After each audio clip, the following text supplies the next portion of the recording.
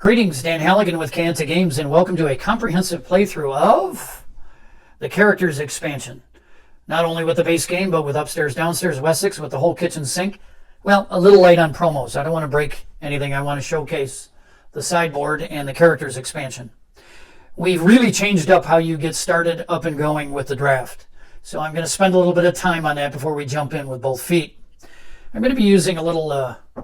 probably steal this from John Gets Games. I'm going to be using a little color-coded player order here to help me keep track.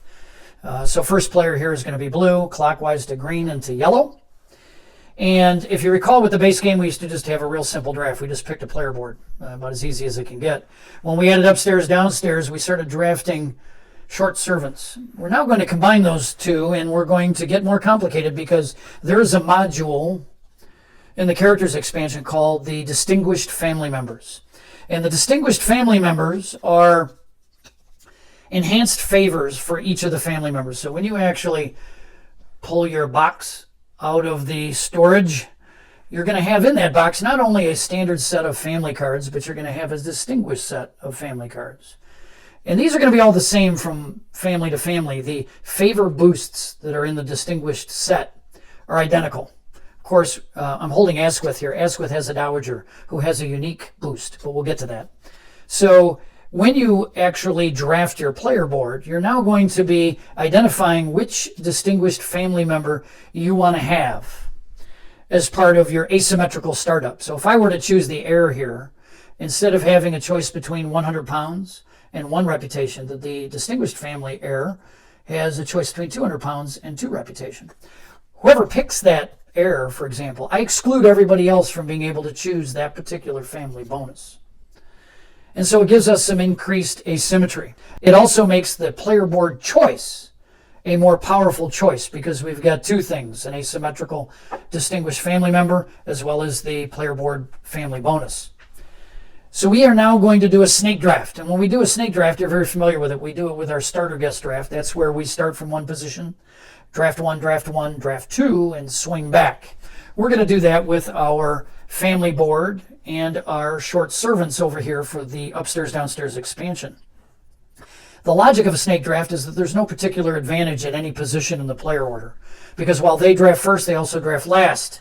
And while this person is last to draft, if we go clockwise, they then get to do consecutive drafts, and they can maybe shoot for a little synergy, and you'll see how that plays out. So there are two limbs to the snake draft. One is the family board, one is the short servant.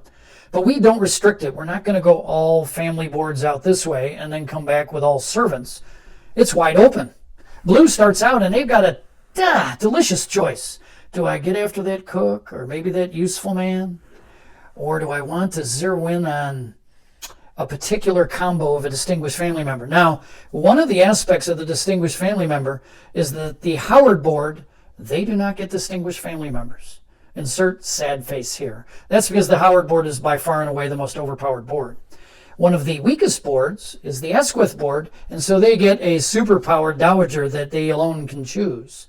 200 pounds, and the ability of our rather sharp dowager to tongue lash a servant right back to available service from whatever activity that she just attended. But this wide open draft means I've got a choice. I may choose the cook.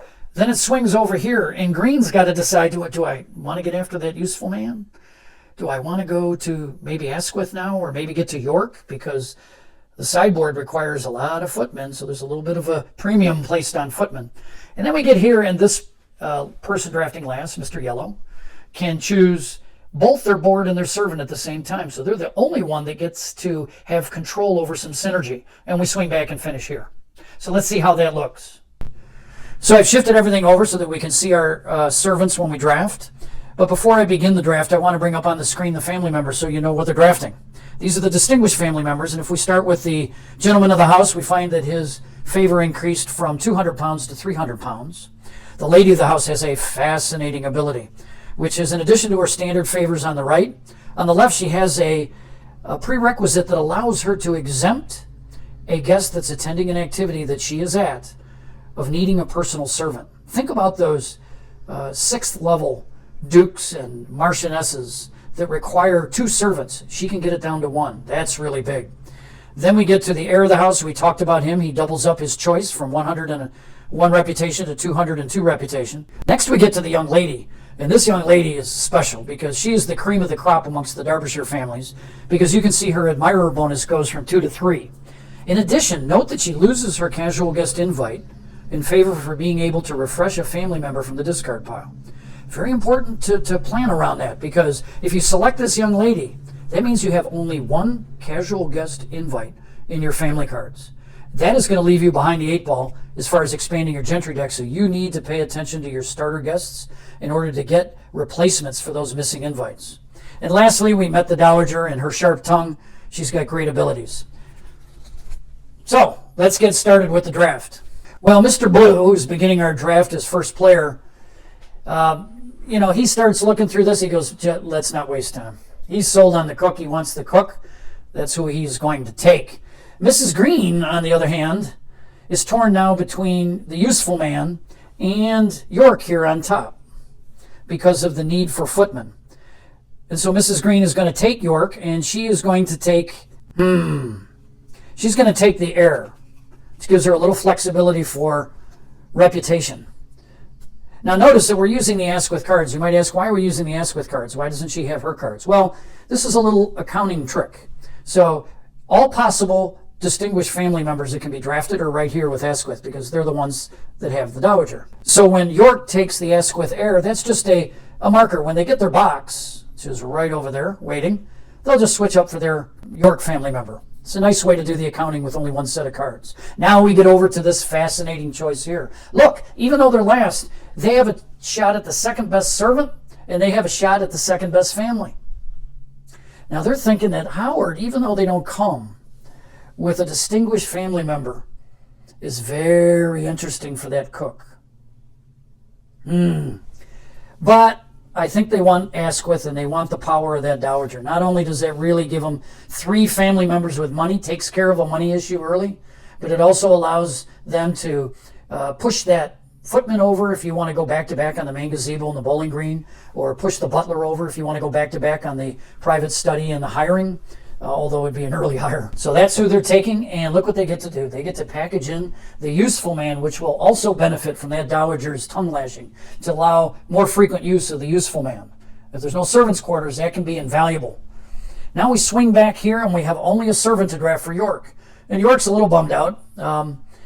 One thing that's very attractive is to take that lady's maid, because if I have 2 footmen and I have 2 ladies' maids and I get a brushing room, her service is completely done amongst the traditional servants. But the screening ability is too powerful, so York is going to take that, Mrs. Green's going to take that, and then our lonely cook here needs a family. They obviously cannot take Howard, because that would be 2 cooks, so they're going to go for the money play. And they're going to take the young lady. They like the idea of that late game admirer bonus and the ability to refresh a family member to pull off big events late. And so our draft is done. All right, so I've tried to speed things up a little bit. I did the starter guest draft, which went pretty traditionally. We'll get to those when we look at each player, but a couple things I want to talk about. Let's get over here to our sideboard. And I'm going to lean over here a little bit. Hopefully I don't mess anything up. But you're going to see that we have the space for the Reverend. So the space for the Reverend, I'm going to show it to you when it happens, but I'm not going to get into great detail right now. So what is the Reverend space? All objective cards, when they're discarded, if you recall, we discard objective cards. We get 4 in an extended game, and we discard here, here, here, and here. And we're picking up objective cards there and there. So ultimately, you start with 4, you pick up 4, and you discard 4, and you score 4. That's what happens with the extended game. And so when you discard, you no longer recycle to the bottom of the objective card deck. There is a universal deck, which is very fat. It's got probably about 40% more new type objectives that you'll be interested to see. One of them is up there. And what happens is that when you discard to the Reverend's space. And at the beginning of the game, you seed the Reverend's space with 4 objectives. So these 4 objectives, this is a new one. It's called a hybrid objective. It's where you have a servant tile combo. So these 4 objectives are public information for everybody to review whenever they want, because when you take the sideboard action, and I'm going to bring up a very complicated passing flow chart. As I say in the Kickstarter, this is not your father's passing turn. You are able to access this sideboard on a passing turn. And you can access the Reverend whenever you pass to hire servants, for example, if you follow the flowchart. So these are publicly available, and I'll show you how the Reverend works. But the important thing I want you to understand is that there is a sort of a monitoring of your objectives. Really, there's a monitoring of your objectives. There's a monitoring of your bad guests. There's a monitoring of your ability to get into the prestige deck. And there's a monitoring of servants and the need for perhaps second chance servants. You're going to have a constant sort of little review going on in your head. Because now we have ways to fix bad objectives, to get rid of a horrible deck of guests, and to get to this prestige guest deck if you haven't gotten that done maybe by the end of the second season. So keep that in mind. So we now have seeded some objectives there, and we're going to keep an eye on those. Second thing I want you to notice is I've got a little methodology to my madness here. So I've color-coded my players, and I have these little discs, and I'm going to be placing these discs when there is something of interest to me, where I've got where I'm thinking ahead, where I'm planning. I sort of want to plug in the sideboard, its capabilities, and the evolving tactical landscape of the game by showing you where I'm thinking. So yes, my thoughts can be reduced to a little chunk of wood. And that is no surprise to anybody who knows me. There is going to be some universal red ones when I'm in a danger place. I've got a bunch of markers over there, as you can see. So there's some universal red ones that I'm going to use when something's getting out of control and I really want to keep an eye on. So I'm going to go ahead and I'm going to pause and I'm going to look at the landscape and I'm going to set out some of these markers so that we can get started. Okay, we're back, and I've got some markers out where I'm thinking. I also want to point that I'm putting the actual marker for the team. I'm putting it on the left side, and as I get more concerned about my competitiveness or need for help, I'm going toward the right side.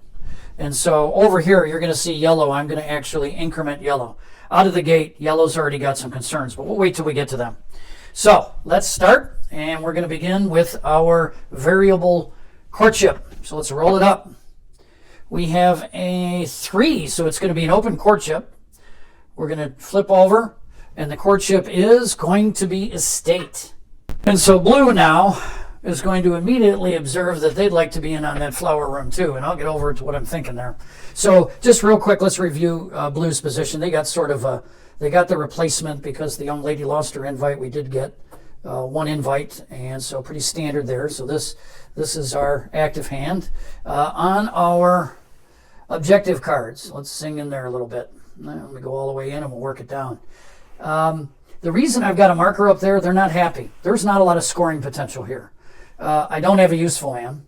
I know that I'm going because you can see over there, I have a marker, a blue marker on the servants' quarters. You know why? Because Ponsonby's rich and Ponsonby's getting the darn servants' quarters because that's my favorite tile in the world. I guess this is Evil York now because I've already identified with Ponsonby. But getting the servants' quarters, so that's an important thing to understand. But this does not represent very high scoring potential. A morning room and a business room. First of all, a business room, if it's out early, jump on it. If it's out late, it's not worth the time. This is 4 points and 4 points. And if that falls in my lap, I'll take it. These are new, by the way. Tableau, but they're actually called, this is an older card. This is called a majority bonus. And what you have here is you just need to score higher number of tiles than one of your neighbors. And so he's got 2 of those, but that's maxed out at 4 per pop. And I do not have a useful man. I'll probably get one, but if I'm going to that market over there for that servants' quarters, I don't think the barn's going to make it, so somebody's going to lock up a service courtship.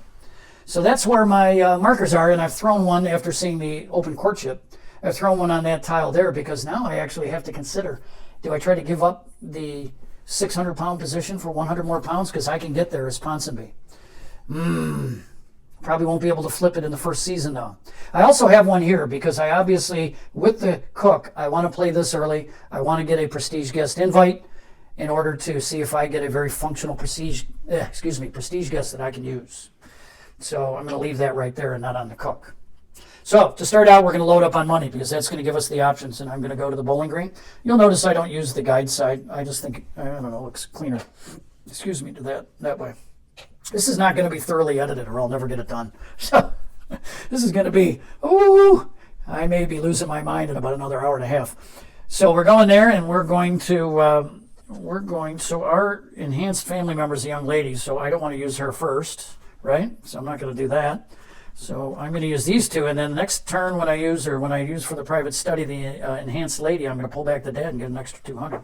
So there we go. Pretty simple and straightforward. I pick up 500, and I pick up one of these two. Oh my God, it's too heavy. I can't carry it. That goes over there. And we're going to look at two and keep, oh, you know what? We might as well use the cook. I know that we're arrowing for a American heiress or some source of income early. Always like to do that. There's a new class of character in the expansion called the industrialist, which is essentially a British heiress, if you will. So I'm going to use that cook, and then I'm going to go over here and we're going to pick two and keep one. I will tell you that I seeded the top half of those two decks with some of the new cards that are in the characters expansion because I want you to see them. And sure enough, we got an industrialist. I didn't see the specific industrialist. These cards are prototypes. You can see they're a little bit different. And so I just shuffled those into the top half. And we do have an industrialist. And I think Ponsonby is going to exploit the spectacularly named Septimus Pankhurst, who made his fortune in iron. And let's get our favors. So we took the 500 pounds. We take the one reputation from the cook. We picked up Septimus, and we come down here. And this is our discard pile. I think I put that down, and put that up. And we're going to flip this over. We're going to make a purchase from the market. So do we buy the sorry for the focus. I'm going to be struggling with that a little bit. Do we go for the flower room and abandon the servants' quarters? Or do we grab the flower room knowing that we probably will not be able to play that in season 1 and make it a difference maker? My neighbor over there with that useful man could certainly play it in season 1. So I'm thinking a little bit here, and I am going to not pick up the flower room. I'm going to go with the servants' quarters. Turn that back there. I'm going to put that there, and I'm going to pay my 600. Slide this down. Dig in the bag. It's one of the promos that I did put in there, walled garden. I find the service promos to be very reasonable. They don't tend to break things, at least the basic ones. All right, remember that our rotation is this way. It's blue to green to yellow. Yellow is last. Sometimes when you're playing a linear layout, that can be tough. So let's slide over here. Let's look at the markers and the lay of the land for green. So the markers, they have them interested in the flower room, and they were interested in the flower room because they have a screening function, and everybody's interested in a prestige guest invite, which the flower room has. But they're also interested in the carriage over there. If I flash in, you'll see, let me just come over here. That carriage house is valuable in the sense that they have 2 footmen, which allows them to use it a little more prolifically, and I think that's the way they're leaning, just because of the amount of money they're going to be able to get. Now, they could pick up that flower room to deny Asquith. Starter guests that they picked up were very nice. They gave double favors, both of them. And let's look at their objective. So a good money objective. I really like that conservatory library objective, and that goes well with this tableau objective, which is new. And that one allows, sorry, I got to focus and hold this thing. That one allows, it's a majority for whoever has the most brown and blue tiles combined. So that would actually work well with that library over there. And then they got the monument. They like their objectives. Not guiding them right now. So yeah, I think it's money time. We're going to go the standard play. Whoop, did that. And we're going to go here. And let's do, we only need 300. And when I only need 300, I like to get some invites in. My enhanced family member is the heir. Gives me a little bit extra money. But I think I'm going to go the mom.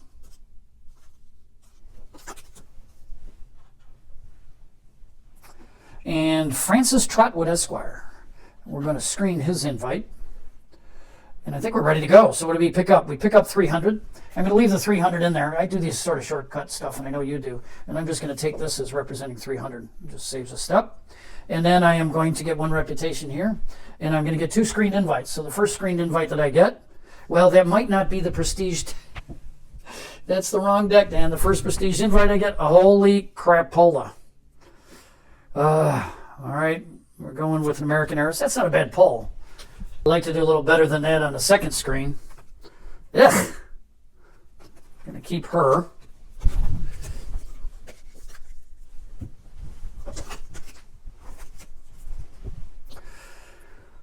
We're going to go ahead and break down. I'm keeping these flat so you can see the shape of the servants. Flip that. We already picked up the carriage house. This goes into the discard pile. On with the music room. Let's slide all the way down here.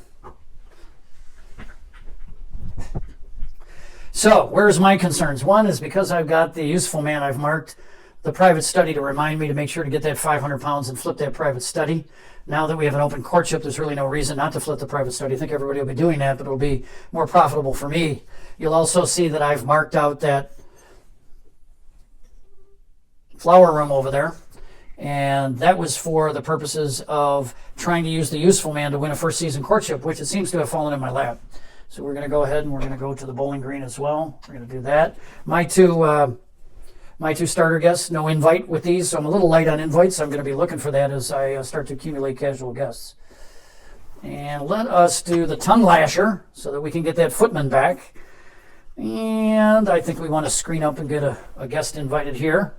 So useful man, we're going to use for our purchase, so we're not going to worry about that right now. So what do? We have 200 pounds. Actually, we have 500 pounds.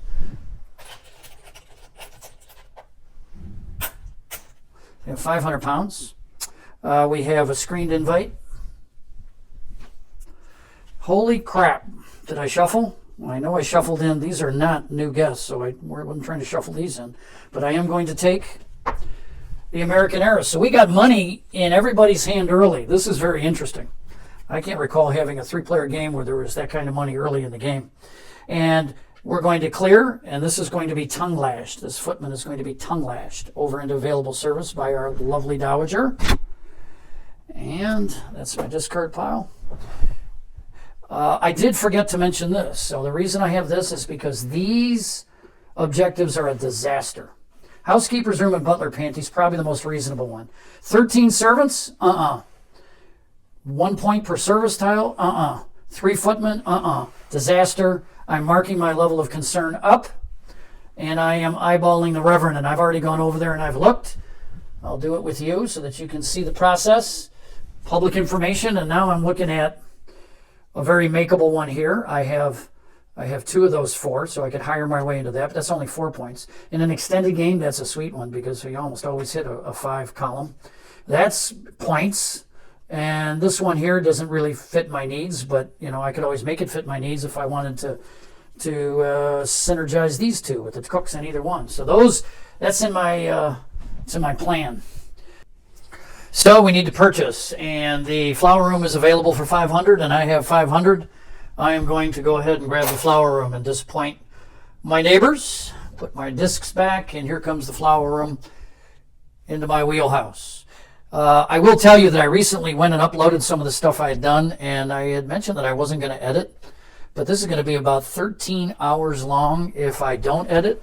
So I'm going to start migrating the morning rooms out, which, by the way, I'm going to immediately grab a disc here, put that there for blue, because that is a blue objective right there, so I'm keeping track of that.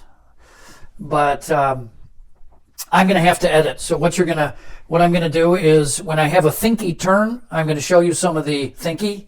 When I don't have a thinky turn, I'm just going to cut straight to what the selection, the activity looks like laid out, and then turn it over quickly, or else we will be here till the cows come home. So and I'm going to try to also show you the main boards more often.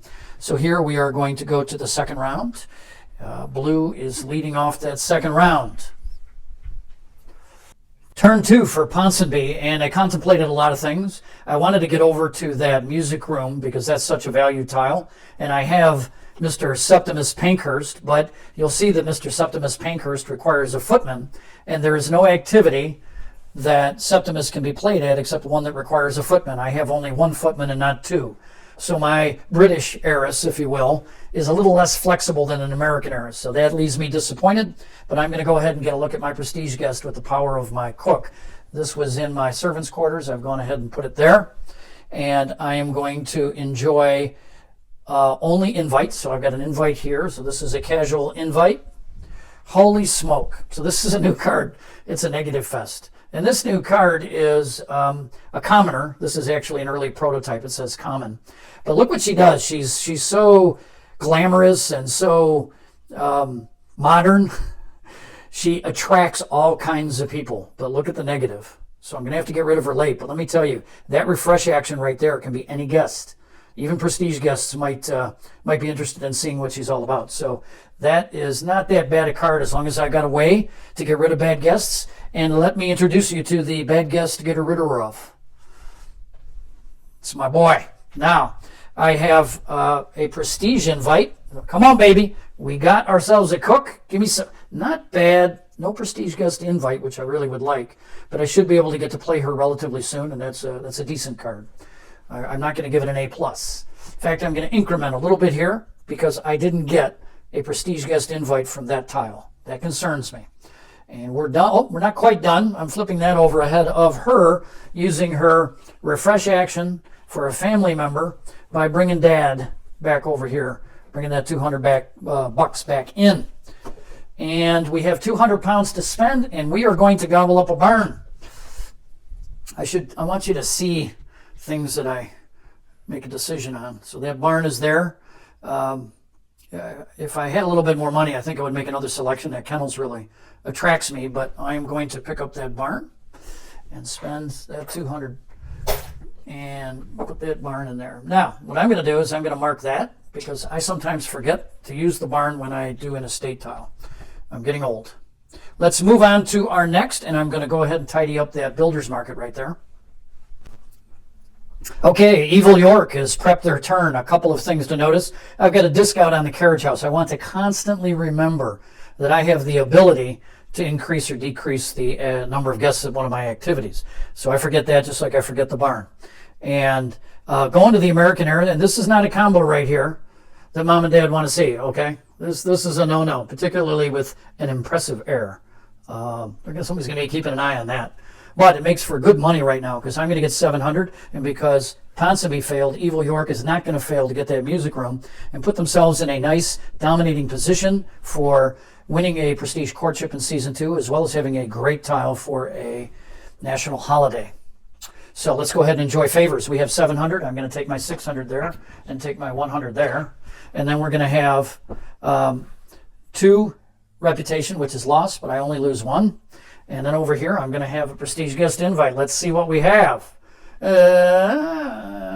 Not bad. Not great. Failure for the main gazebo to produce a super desirable prestige guest gets me up a notch on the concern. I'm going to go ahead and break down. Flip that there. And I've already made that preemptive purchase, which I know for those of you who are pointing out at the designer's list of order of play, I didn't follow. I sometimes break my own rules. Okay, and I'm going to go ahead and clean that up and get over here to Asquith. Before I head over to Asquith, you're going to see that a West Terrace, which has a front side victory points of 3, and we are in an estate courtship, that could be a game changer. Let's get back over here to Asquith. Flash out, and let me set it up. So here we are back with Asquith, and Asquith has put out a disc over on this Hillside Kennels, which really appeals to them because that is a beautiful source of money going forward. Not that they're particularly hard up, but they're going to have an American Heiress plate here. It's going to give them a little money to play with, and that's why not scratch that itch. There's nothing else in the market, and that housekeeper's room at 700, even though it's of interest, it's not of that much interest. In particular, because I don't even have a head housemaid yet. But I got my eye on that. We'll see if it drops to a cheap spot. So what do we have? We're going to the main gazebo. We're going to sort of imitate the others. Now, there's an important consideration here. If they're going to play this flower room, they can't do it in consecutive turns because a footman's required for both. So what they want to do is they want to play the butler on the private study in order to get that bump in the village fair. But if they do that, then they're going to lose their useful man, which will lower that down to a 1. So they're going to have to forego their 200-pound bump here. They'll use that for their purchase now, and then both the footman and the useful man will rotate into available service in 2 turns. And right now we're going to be in a position where we're not going to have to pay any penalty on that reputation because we're at a minimum, because we're not adding any reputation in our favors. So we have 500 pounds and a prestige guest invite.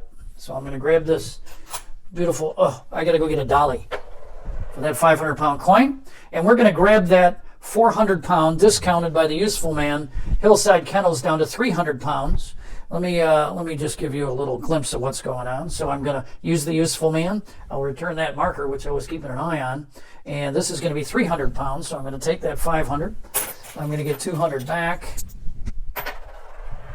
And the useful man is going to go into expended service along with the lady's maid and the footman. They'll all be coming back just in time. I hope I'm not miscalculating something. Probably am. Got a lot on my mind. Somebody's going to say, he's missing this. So that's that. I like having that tile. And I've got a reminder here. And I'm going to put a little reminder there because I'm going to manage this very carefully. So we're at the end of season 2. Oh, don't we wish? No, we're at the end of turn 2.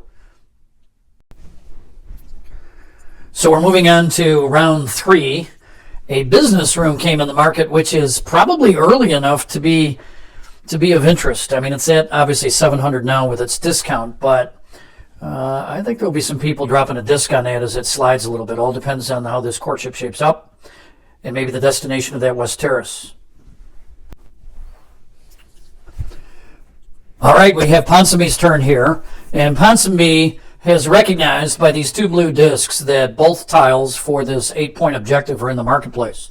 Not only is the objective of interest, but to get a business room early and be able to use that in the Builder's Holiday in Season 3, that is so juicy. We're using the cook because we're not going to hit level 2 in order to be able to invite that prestige rated 4 guest. Eunice, come on Eunice, come into focus. Eunice Viscountess Palmer. And as a result, we're going to use here in order to get one more reputation so that we can do a special action to buy that morning room, which is at 400. And we are only going to be generating 300 here as we prepare for the village fair next round. So let's get started. We get 300. You know what? I'll do things in order. I don't want to upset people. So I take my 300. I'm going to take my 1 reputation. And I am now done. So I'm going to rotate service here. I'm going to flip this here. And these go into the discard pile. And I have 300, but I need 400. So I'm going to go back to, take 300. And I'm going to flash out here so you can see that I'm grabbing this from the 500 spot. Discounted by 100 is 400. I have produced 400. And so now I have a morning room, which for its very nature, I love the morning room. I think the morning room is just a dynamite parachute, pull in case of emergency type tile where you can actually host interesting things. So we're done here. I'll clean up over there and we'll get on to York. This is going faster. Did I say York? Evil York. So here we are on Evil York's turn. And you know what hit me in the head like a ton of bricks? I forgot to draw Asquith's prestige guest. When they went to the main gazebo, it just occurred to me as I was looking at the main gazebo. Oh, don't get as old as I am. Okay, here we go. This is for Asquith. And look, Asquith had to wait for the delight of pulling this guest, which is like a top 5 early prestige guest pull. So that is an Asquith's hand. Now let's get back to you. Evil York does not want to hear about no lame family of Derbyshire named Asquith. So we're going to be seeing a common theme here, which is we're also going to be preparing for the village fair. We're going with the young lady and her father. It's going to net us 200 pounds. It was 3 total, which we could maybe do something with. And then, by the way, I forgot to tell you, a monument came into the market and discs flew out of everywhere to land on the monument because, of course, it's a monument. And so everybody's got their eye on that. I don't think anybody's sniffing it this turn. Maybe next when we start to get some money. So we took the 200 there, and we have a screened prestige or casual invite. Holy crap! I promise you, I shuffled this deck. I promise you, I shuffled this deck. Yes, I shuffled the new guests into the top half, but these are old guests. There's Americans everywhere. Look at, I'll take 800 over 700. That's simple math. My gosh. And so we've got her. I've had some bad screens and nothing there. So we're going to put that there. We're going to put that there. We are going to flip the private study to prepare for the village fair. And we have 300 to spend, which I'm inclined to bank it. Now, I don't think I'm going to beat Ponsonby to that 800, but I'm certainly not going to buy something and give them the advantage of having a cheaper monument to grab. So I'm going to leave it be. I'm going to bank that 300. Nothing there really stirs my drink. And so we're done with the Evil York turn. So here we are on Asquith's third turn, and we are following suit. We are going to go to the private study. We're going with the father and the son. This is about money. There's a monument in the market. And for other people who are interested, there is also a business room in the market. Simple and straightforward. Break that down. The two gents and their money go to the discard pile. And so now the question is, do we go after that housekeeper's room? And the answer is no. The housekeeper's room is of nominal objective card value. Don't even have a head housemaid.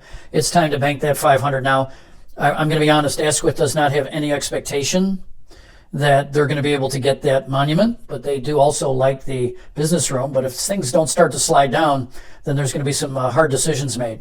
I think that the Asquith is going to be beaten to the punch. Oh, well, if nobody can buy it next round, the Asquith will have double turns. So that's something interesting to consider. No purchase. So round 4, Village Fair round. But before we get started, there's an interesting dynamic. So the West Terrace has started to slide down to the cheaper side of the market. And we obviously have an estate courtship. If York and Ponsonby get the West Terrace and Asquith follows through on their plan to flip their flower room, you're going to have a tie between whoever grabs the West Terrace and Asquith. Now, Asquith didn't have quite enough money, but obviously we got village fairs happening here. And when the village fair, let me straighten that out. When village fairs happen, you got money in the bloodstream. And so Asquith, who goes last, can sort of wait and be a little bit like the cat that ate the canary, in that they're guaranteed a tie of this courtship. Now, you might say, my gosh, why wouldn't they go all out to get the West Terrace? Well, they couldn't afford it last turn. They had no reputation to trade away. But with the village fair this turn, if it's left there, they can grab it. They don't have to necessarily even play the flower room if they do that.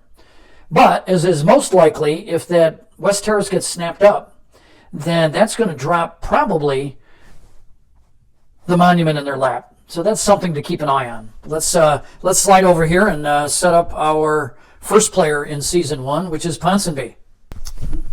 There's one thing I forgot to mention last turn when Ponsonby was looking at acquiring the morning room, is that the housekeeper service provided in the morning room frees up a footman for Septimus to be used. And so I was thinking a little bit ahead there, and I was thinking in the direction of the West Terrace. Now, I can actually afford the monument because I have 300 there and I have 600 here.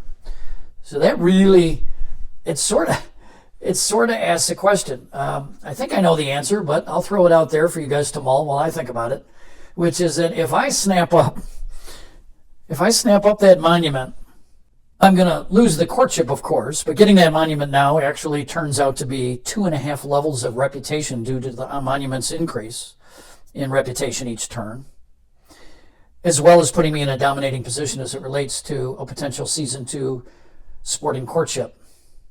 I then can even consider the business room at 600, leaving me 300, which will allow me to do some damage at the beginning of next season, or I take a tie in the courtship. I value the monument and its accumulating reputation early in the game, my strong position in sporting. I think I value that all more than I value a victory point card. And I have some confidence that if I take the monument out of play for York, they're going to settle for that West Terrace. So let's do that. So here's our turn. We have our cook deployed here just for their reputation. So let's take our money. We get 600 pounds. Not get too enamored of my money and forget to do everything else. So some want to see the obsession elements. So here's the obsession elements. You've got a courtship couple, you've got the lion rampant, you've got the rose, you've got the fleur de lis, you've got our crown for the starter guest. So you have some interesting crest created out of obsession elements. So, we also have 2 reputation, which offsets the loss of 2 reputation from Septimus, because I'm getting concerned about still being at level 1 with no juicy purple tile to help me out during the national holiday. I do pick up 1 from our cook, and I've used up my favors there, and I've got the cook accounted for, so we're going to go ahead and break this down, and we're going to make that purchase. And obviously that monument giving me 2.5 levels of reputation over the course of the game, that is a partial band-aid for being so low here without any purple tile prospects. So let's enjoy this together. We're going to, the monument is 900, and that's exactly what I have. So I have 900. I can't even pick up the coins. They're too heavy. And so all of these are going to come back. I'm going to give you that. I'm going to take that. That's going to go there. Give me my monument. Beautiful. And I'm going to take a reminder tile, put it there. Could actually use one of my discs, but let's use the tile as planned. So that's the end of their turn. Let's slide down to Most Evil York and flash out. I'll go ahead and do a live market since I'm in the right spot anyway. And we have the Parish Church. Boy, what a fun tile. One of the 2 promotional tiles for the 2020 Kickstarter that made it permanently into the upstairs downstairs box. No service required on the front side, and it turns into a flexible monument on the back side between money and reputation. Expensive little bugger though, with a plus 400 modifier. Let's flash out for Evil York and set it up. Okay, I did forget to mention that I honored the village fair over there. It escaped me, but I was following the order of play as I properly should, and I have done so here too with 302 reputation. And I'm in a bit of a pinch. Given my guests, I decided to go ahead and stay down in the basement as far as reputation, because I do have this music room to potentially bail me out. And I'm also eyeballing of interest. I have 2 here. I actually had my discs. I'm not colorblind. I had my discs mixed up. Now my son is profoundly colorblind, and that's really taught me some things about colors and games. I'm just dumb in not knowing where things go. But I also obviously have interest in West Terrace, and that's where I'm going to go. But I'm thinking, why not, while I'm down in the dumpster as far as reputation, why not really stock up on some money and sort of arrow for that Parish Church, which has got a nice reputation bump, and it'll get me into a monument for which I have an objective card. So that's sort of what I'm thinking about. We're also going to get a couple of those that are going to get cleared and allow that Parish Church to come down the market row and be much, much less expensive. Unfortunately, I'm going to be last next round. And but we'll just have to deal with it. So let's do it. And what do we have? I'm burning 3 reputation that I get from the front parlor, which I really hate to do, but I do pick 1 up from her.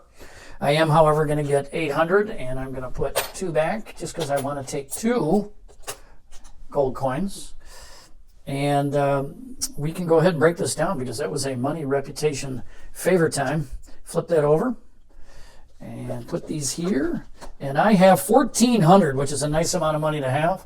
I'm going to go ahead and grab this West Terrace and tie for that courtship. Now, I never know what's going to come in on the end of the market there, which could be something that Asquith could pick up, but I'm willing to gamble there. I got to remember to use that carriage house because I could have pulled her back, but that wouldn't have been smart. So, okay, so I got to pay for that, don't I? That's 600. Put that in there. Well, I got you here since the camera's in the right spot. Let's dig in and let's pull it out. And it is another freaking West Terrace. Wow. Wow, wow, wow, wow, wow, wow, wow. Oh. So you're going to be with me here for the full turn because yours truly, remember a couple of turns ago, was talking about, I think I might be forgetting something for that flower room play. I had all my servants worked out and everything sequenced. How about having 2 playable females? Didn't have it there. So not only is not having 2 playable females hurt me for playing the flower room, but it hurts me for playing the front parlor.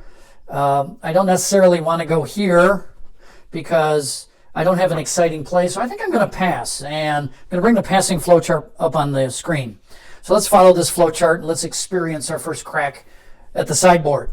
If you remember, I have a red alarm for the badness of my objectives. So when we pass, we're going to refresh service. We're going to take back our deck and make a nice fresh deck. We're going to observe the round track event, which I did when I thought I had not made a mistake. When I thought I was going to play that flower room, I had already taken my 300 and my 2 reputation. And we're going to evaluate monuments and servant hall, neither of which we have. So what I'm going to do is I am going to go to the sideboard. Let's go over there and let's spend some time here. Try to get in close. I think that's good enough. So I can, as you see, look at the flow chart. I can skip using the sideboard. Don't have to use it. I can skip. Or I can choose to go visit the Reverend and the Constable, and still below that have available to me the normal passing benefits. If I choose to go to the Dowager, I am not going to have a normal passing benefit. My thought is to take care of my Reverend Grantley problem now, since I got a good prestige guest and I have a flower room.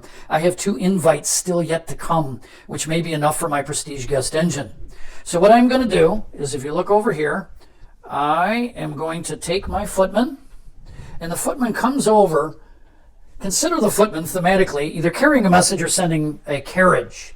I prefer for the Reverend Grantley and the Constable Bucket the concept of that footman being sort of a valued footman accompanying the driver and going with the carriage to actually bring back the Reverend in this case. As far as the Dowager, I picture a footman getting on a horse and riding out and hand delivering a very carefully and respectful letter that's been penned by the lady of the house. But let's stay focused. So I grab the Reverend, and the Reverend comes back with me to my estate, and he goes on the open space for my next activity.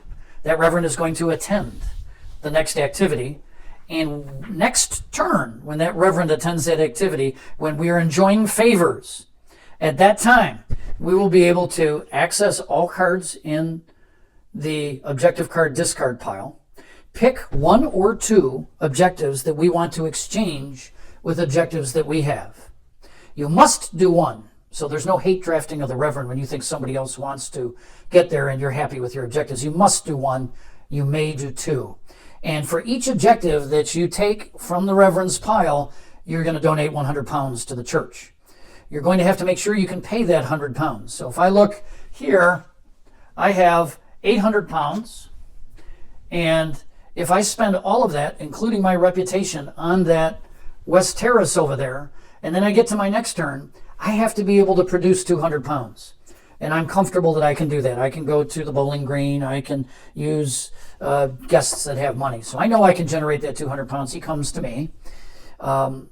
And when next turn, enjoying favors, I can make the exchange of 1 or 2 objectives. And we'll deal with that when we get there. But this is just the thematic accounting, if you will. Our footman goes, the Reverend comes. Now, when you look at the cost, not only is there £200 or £100 per objective for going to the Reverend, but you lose that footman over there for an extra round. Normally, that footman at the end of this turn would go into expended service. They're not going to go into expended service until next turn.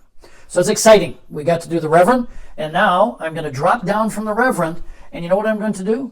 I'm going to be able to hire, and I'm going to do that. I'm going to hire, and I am going to... When I look at, now this is public information, I'm looking at, I can complete that objective. I'm thinking, I could take those 2 objectives and look for the North Dining Room. But that's 1 per guest. That's so good. That's like guaranteed to be something good in an extended game. So I'm probably going to go with that one. And I'm going to probably go with that one. You know what? I'm still think I'm going to hire servants that would meet these, but I want the bigger payoff. So I'll probably take those 2. But we'll see. I'm just spitballing here. So I'm going to hire a head housemaid and a cook. I'm going to flip that. I'm going to take this 800. I'm sorry, I'm out of focus, am I? Dang, I got to remember to check that. And that's going to get me to 900. That 900 is the cost. Oh, I'm forgetting about my boy. Forgetting about my useful man who will discount that to 800, and I am going to tie for the courtship with that play. Let me lay the Reverend down. Season 1 is in the books. Season 1 courtship time. And let us remind everyone that Charles is more likely to get some dates, although probably not early, because everybody needs a prestige guest invite. But there's going to be an interesting tension here, because we have a tied courtship. We have 5 points for York, and 2 points there, and 5 points there. And what that's going to mean is that we have 2 VP cards. So we have one that comes here for York, And we have this one that comes for Asquith. York is immediately going to spend this, and anyone who gets one of these at any time where you can play it a couple times, you got to turn that puppy in, and you got to draw yourself a prestige guest. We have a new guest. This is not what Family York wanted with their expenditure. They only get half the victory points, but I really like this guest. If you read it, it's Enid, Viscountess Peely. The Viscountess is, in her opinion, a clear authority on what passes for respectable company in Matlock. And she gets both where she can throw people out and bring people in who shouldn't be in. She basically gets to dictate the social calendar. Very interesting card, but does not give me the prestige guest invite that I desperately need. Let's go over here and ask, because I'm sorry about my lighting. My lighting is a little bit goofy today. You have to be patient with me. It certainly is a good time to take a servant as well, because it's the beginning of the game. You're going to get maximum use out of the servant. But given that I have the 3 most valuable upstairs, downstairs servants, I'm not going to do that. That's big 5 points, and I don't think I need it for my current situation. So that's it for the courtship. What else do we need to do on our courtship turn? We need to discard objectives. So we're going to come over here and we're going to take a peek-see. I'm not making much progress on this, but I do have my eye with a lot of money. Let me back out a bit. I do have my eye with a lot of money on a brown tile, which would give me 2 and 2, and that's attractive. And there's going to be some stuff over into the reserve for sporting for service. So I think I'm going to hang on to that. That could possibly go. I find this very tough. I think I'm going to part ways with this. I mean, I don't know that I have that much of a money engine. I've got to start getting rid of some of these Americans. I think I prefer hanging on to those 3, but that does present an interesting option for someone there. And you will notice, since we are discarding objectives in between the Reverend's visit over there, there will be more options available to the good Mr. Asquith. You will also notice that the footman blocks anybody else using this. This is a competitive worker placement spot. So he moves, nobody gets there. And you got to keep in mind that that's a 2-turn block. We start to get to the latter part of the game. Oh, there's some tense jockeying going for those positions. So let's come down here. Let's pop in and see what we have. Not real happy. He's still holding out hope for that, so he's going to hang on to that. He doesn't have either one of the... Oh, no, he did pick up the barn. That's right, he did pick up the barn. I forgot about that. So we're going to get rid of one of these, and since I have no prestige right now, I'll do that. So that will go over into the Reverend's pile. And all of this is hot trash, but he's probably bringing in 2. And he's going to keep the top one just because it's possibly doable. He's going to part ways with the 3 footman and the 5 victory point one. What am I doing? Flash out, Dan. I don't need to get rid of both of them. I'll get rid of the 3 footmen.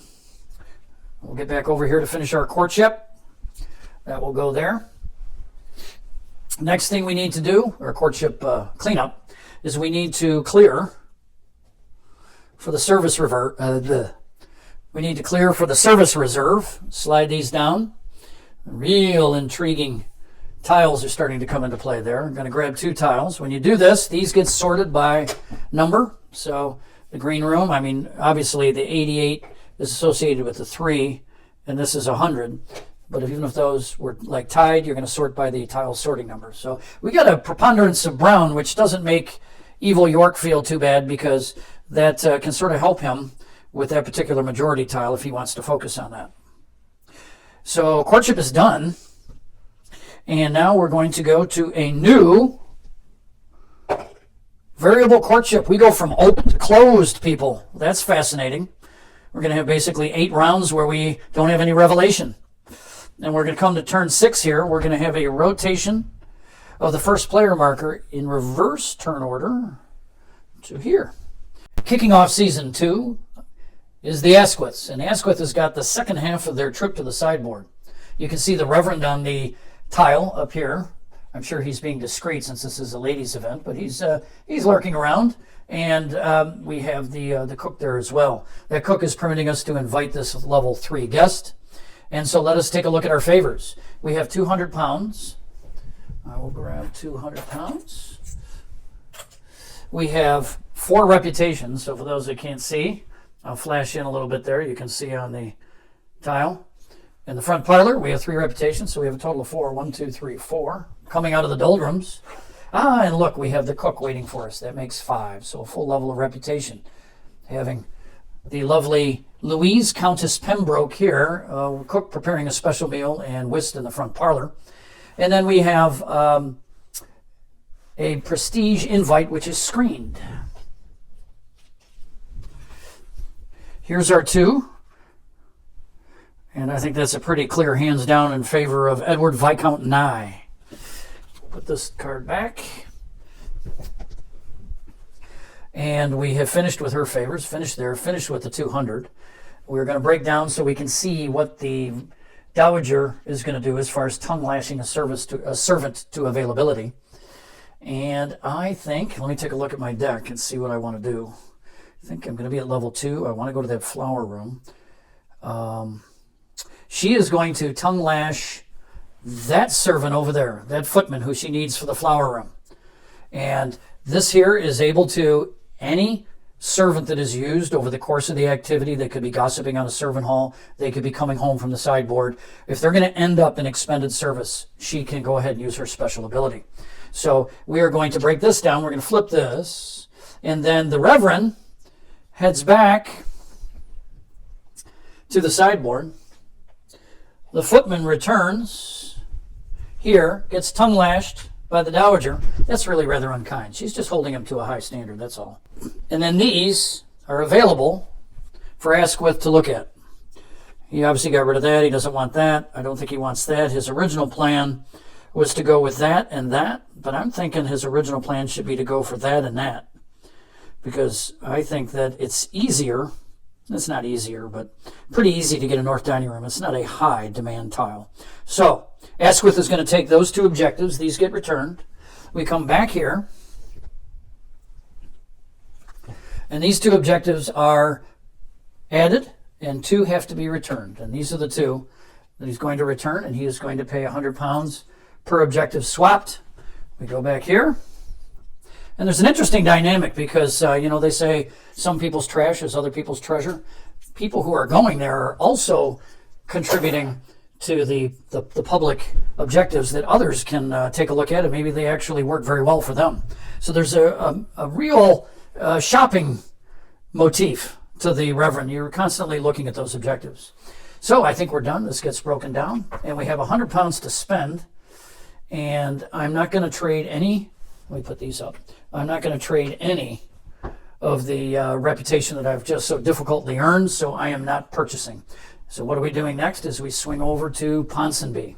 I'll just show the very beginning because here we have rotate service, and then we have check the round tracker for monuments, which we have. So we're going to tick one up there and slide that off in order to host our activity, and then I will set up. So Ponsonby was down to 2 cards, which is Viscountess Palmer and the commoner, Catherine Viancourt. And we're going to go to the morning room, which you can have only 1 guest. And we were able to pull the housekeeper out of servants' quarters in order to cover that. She requires no service. The interesting thing is that we're going to tick up to level 2 reputation that will allow with the cook for us to play Viscountess Palmer. She has this special ability to take a guest from the discard pile and bring it back. And so if we want to play a very powerful front parlor play, we're going to go ahead and we're going to add, do we want to add the mother or do we want to add the Honorable Charlotte Woods? I think, I got to be careful. That's 2 foot. Okay, we're going to add the mother because we don't have 2 ladies' maids. So those are going to be in my hand for playing this next turn. I have the servants' quarter, so I'll be able to use the housekeeper again, and this cook will permit the playing of Viscountess Palmer. So we also take 2 guests. This could be very dangerous indeed.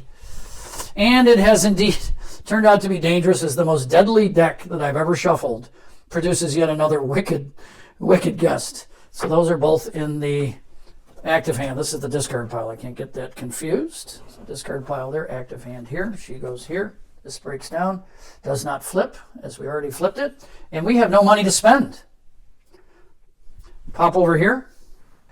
Beginning of season 2 for Evil York, and unfortunately they backed themselves into a corner. We need both reputation and ladies' maids, 2 things we do not have currently. And so we're probably going to have to pass. We'll bring the passing flowchart up on the screen. We're going to refresh service. We're going to reclaim our deck and observe a round-tracked event. There's none. We don't have any monuments or servants hall. And that gets us to what we're going to do on the sideboard, if anything. So if we pop over here to look at the sideboard, that's too close. I could go to the Reverend, but I sort of like my objectives. I'm not feeling bad about my objectives, except that 12-pointer. I don't have any prospects on that, but there is a library in the marketplace. And I don't see anything. Maybe. I am wondering. So if I were to go for a cook, because I have prestige guests I need to invite, and I do not have the reputation to invite them, so a cook is a good play. So I could go for a cook, and I could hire a cook, and that would complete this for me. I know that's only 4 points. That's an idea. You might say, why not get rid of those 2 American heiresses with the constable? Well, you can't do that. The constable doesn't have any influence over tourists from across the pond. The other thing is, that's not so bad. I would fully expect that I'm going to get to a column of 5, particularly if I'm already getting big long columns in brown and blue. You know what? I have the footman to spare. I'm going to go ahead and do it. So what I'm going to do is, on my pass turn, I am going to take a footman, and I'm going to put him out for the Reverend. I'm going to bring the Reverend back. The Reverend is there. I am going to then hire on a pass. Excuse me, Reverend, for a moment. Go here. I'm going to buy that cook because I'm still stuck. And I do have a lot of ladies' maids requirement, but if I get the housekeeper's room, I got 3 there. I still think I'm going to go with a ladies' maid. So that's my hiring action. Flip that. Put our Reverend right there, and we will see what next turn brings. Now, we do have a lot of money to shop in the market. And the question is, what do I pull the trigger on? Do I pull the trigger on the parish church or the business room? I think it's getting a little late in the game for the business room. Maybe not. But that parish church is so nice. But I'm not going to be able to play it for a while. And I don't think anybody else can afford it. You know what I'm going to do? What's over here? Walled garden. That doesn't get my blood pressure up. I'm going to take this business room. The heck? That's not going to make... It's not going to make our friend Ponsonby happy. I, of course, didn't know they had an objective that wanted that. But that makes good sense because I'm going to be passing, and I have the man of the house to immediately get into the business room and set up an absolutely gigantic builder's holiday. So I'm taking that business room, which costs me $300. It's right there, and I keep some money in my pocket. I think I can get that parish church next time. That would be absolutely cool beyond belief. Let's grab a tile, and we come out, with a stateroom. Now, there is a bit of healthy. And I am done. So we're moving on to round 7, where we have objective cards coming in. First player in season 2 here is Asquith. So we're going to draw. Actually, you know what? Here I am violating the order of play again. Let's rotate service, do things properly. Then let us draw 2 objective cards coming to Asquith. And they get a sporting group. They do not have anything there. This is a new objective, and that is to finish the game with the most improvement tiles. I don't know that I like the cut of my jib for that objective, but we'll keep an eye on both of those. Maybe the business room got away, which would be great for a builder's holiday purchase of a lot of tiles. So don't know about that one. Let's go ahead and get this set up. So we're going to finally get that flower room played. And you may have noticed I put a little marker on my deck. My deck is very thin. You know, people are often just focused on the prestige guests, but you need to keep a steady supply of casual guests coming in as well. I'm already getting low, and I just recently passed. I just don't have that many guests, and that concerns me. I am going to go ahead and take 100 here. I'm going to get a prestige guest there, but my goal is for taking that 100 with the useful man is to get into that housekeeper's room that I have marked over there. I'm going to go ahead and remove this red concern there. I think my objectives have recovered a bit. So let's go ahead and do this. And we have 100 pounds Let me get that. In addition to the 100 pounds, we're going to screen a casual guest invite. And come on, let's get a little something better going on. Would you look at this? 2 new guests. Both are of a new type.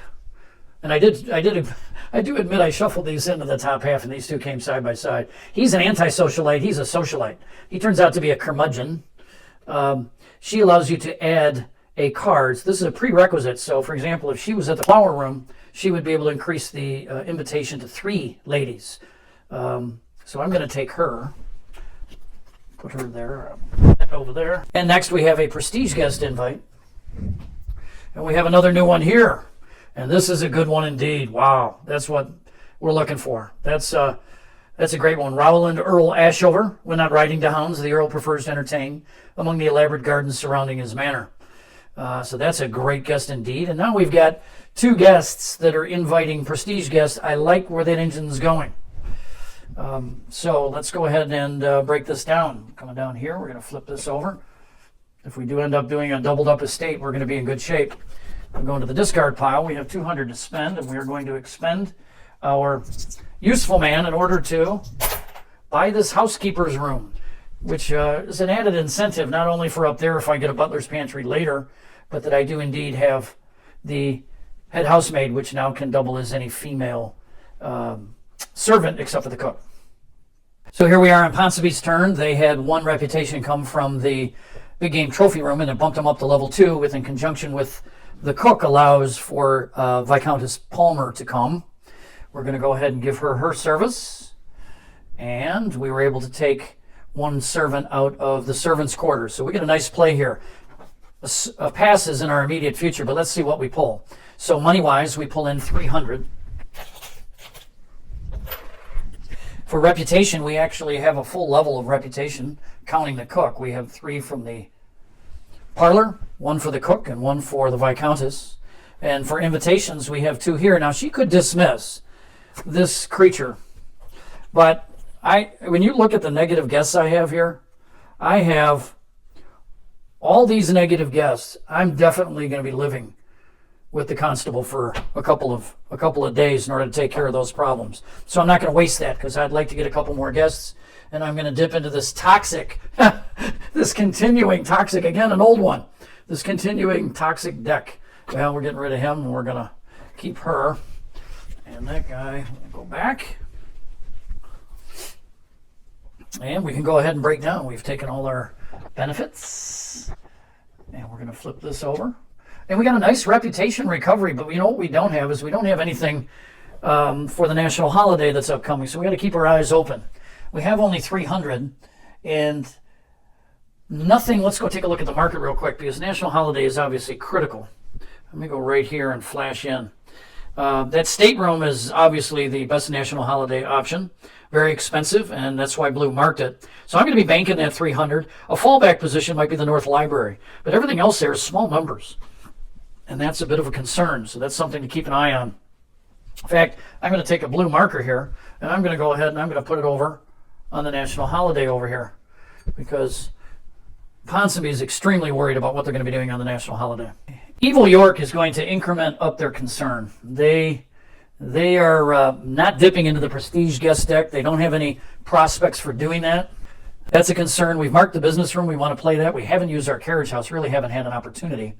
But we're coming on the back end of the sideboard visit with our footmen over there. Let's first draw our 2. And by the way, I forgot to mention, they got 2 objective cards, and they're really not very good. They got a very difficult group, and then they got just the 1 point for the sporting. I'm going to actually increment them up a little bit. They're a little bit worried about their objectives. It's not panning out the way they had hoped. What did we get here? We got one of these new majority bonuses again, where you compare the estate and sporting categories. That doesn't look too promising there, nor does that one. So maybe this is a good time indeed for them to have the Reverend staying at their place. Let's set this up. Okay, a pretty simple play. We're going to get that business room going. We don't require any service up there, and we require the man of the house. And we're going to then take this, we're going to flip it, we're going to place the 200 from the man of the house's favor on there and put him in the discard pile. We now have the Reverend. The Reverend is going to go back to his church, Reverend Grantley. And this footman is going to come. Oh, I did forget to rotate my service, didn't I? I did get my objectives, but now I get to actually pull these back from the Reverend Grantley. And right now, let's get a really up-close look at what we got and make some decisions. So I don't have a monument. I know they have a monument, and they may desire to pick that up from the Reverend. I'm not eager to give that to him, but it is only 3 points. But you know and I know in a long game there's going to be multiple monuments and probably at least 2 of these estates. This one I've got nothing on, although North Library is lurking, but I don't know if that does a whole lot for me. I'm not excited here. This one I can work on. This one doesn't look promising at all. By this one, I mean the one I'm pointing at down here. So let's see. So getting that, I think, is a good idea. Whoop, I dropped it. Getting that. And I talked about getting that, which I've already completed. That would be 10 victory points. I'm not going to get that. I'm not going to get that. I'm not going to get that. I'm not going to get that. I think I like these 2, but I would have to spend 200 of my 500. I think instead of doing that, I'm not going to waste 100 pounds on the 4 victory points. I think what I'm going to do is I'm going to hang on to that monument thing. I don't want to just give that over. I don't think I'm going to end up going for the North Library, in which case I'm going to be digging. So I'm going to go ahead and exchange that. I'm going to put that one over there, and it's going to cost me a $100 donation to the church, which is going to leave me with a stack of 4 very heavy 100-pound coins. Flashback out here, and I can shop. I have 400. I've been wanting to get into that parish church, and I've sort of stole away. It's one of the costs of playing the man of the house and putting it on the business room is you lose immediate purchase power. I think I'm going to hold off. That 400, hopefully next turn I can crank that up because I got a pretty full deck I had just passed. That brings us to round 8. All right, folks, ask with round 8. I'm going to have you stick with me here because I'm going to be doing something a little bit goofy. I really haven't managed my servants well here. I should have been over into the second chance domestics, and I will be shortly. But right now, I'm going to try to accumulate enough money to make a big national holiday play, which I'm not feeling here. So if I go here, I'm short that servant, so I am going to refresh that servant, and that's going to take me back 1, 2, 3 to level 1. I know a lot of people are shrieking in horror. It's going to allow me to bring her in, and she is a socialite, so she's going to increase the count. In the Bowling Green activity of the game of bowls is going to be 3 people, and I'm going to bring these 2 along. And this here. Now you might say he's a 4. How can the cook invite a 4? Because what matters is your starting reputation. So I started at a 2. All impacts of favors and unhappy events happen long after the event's over. So I'm able to invite him by refreshing that footman. And let's go ahead and screen here and enjoy favors. Let's start out with money. We've got 200 there, 200 there, and 300 here. That's 700 pounds.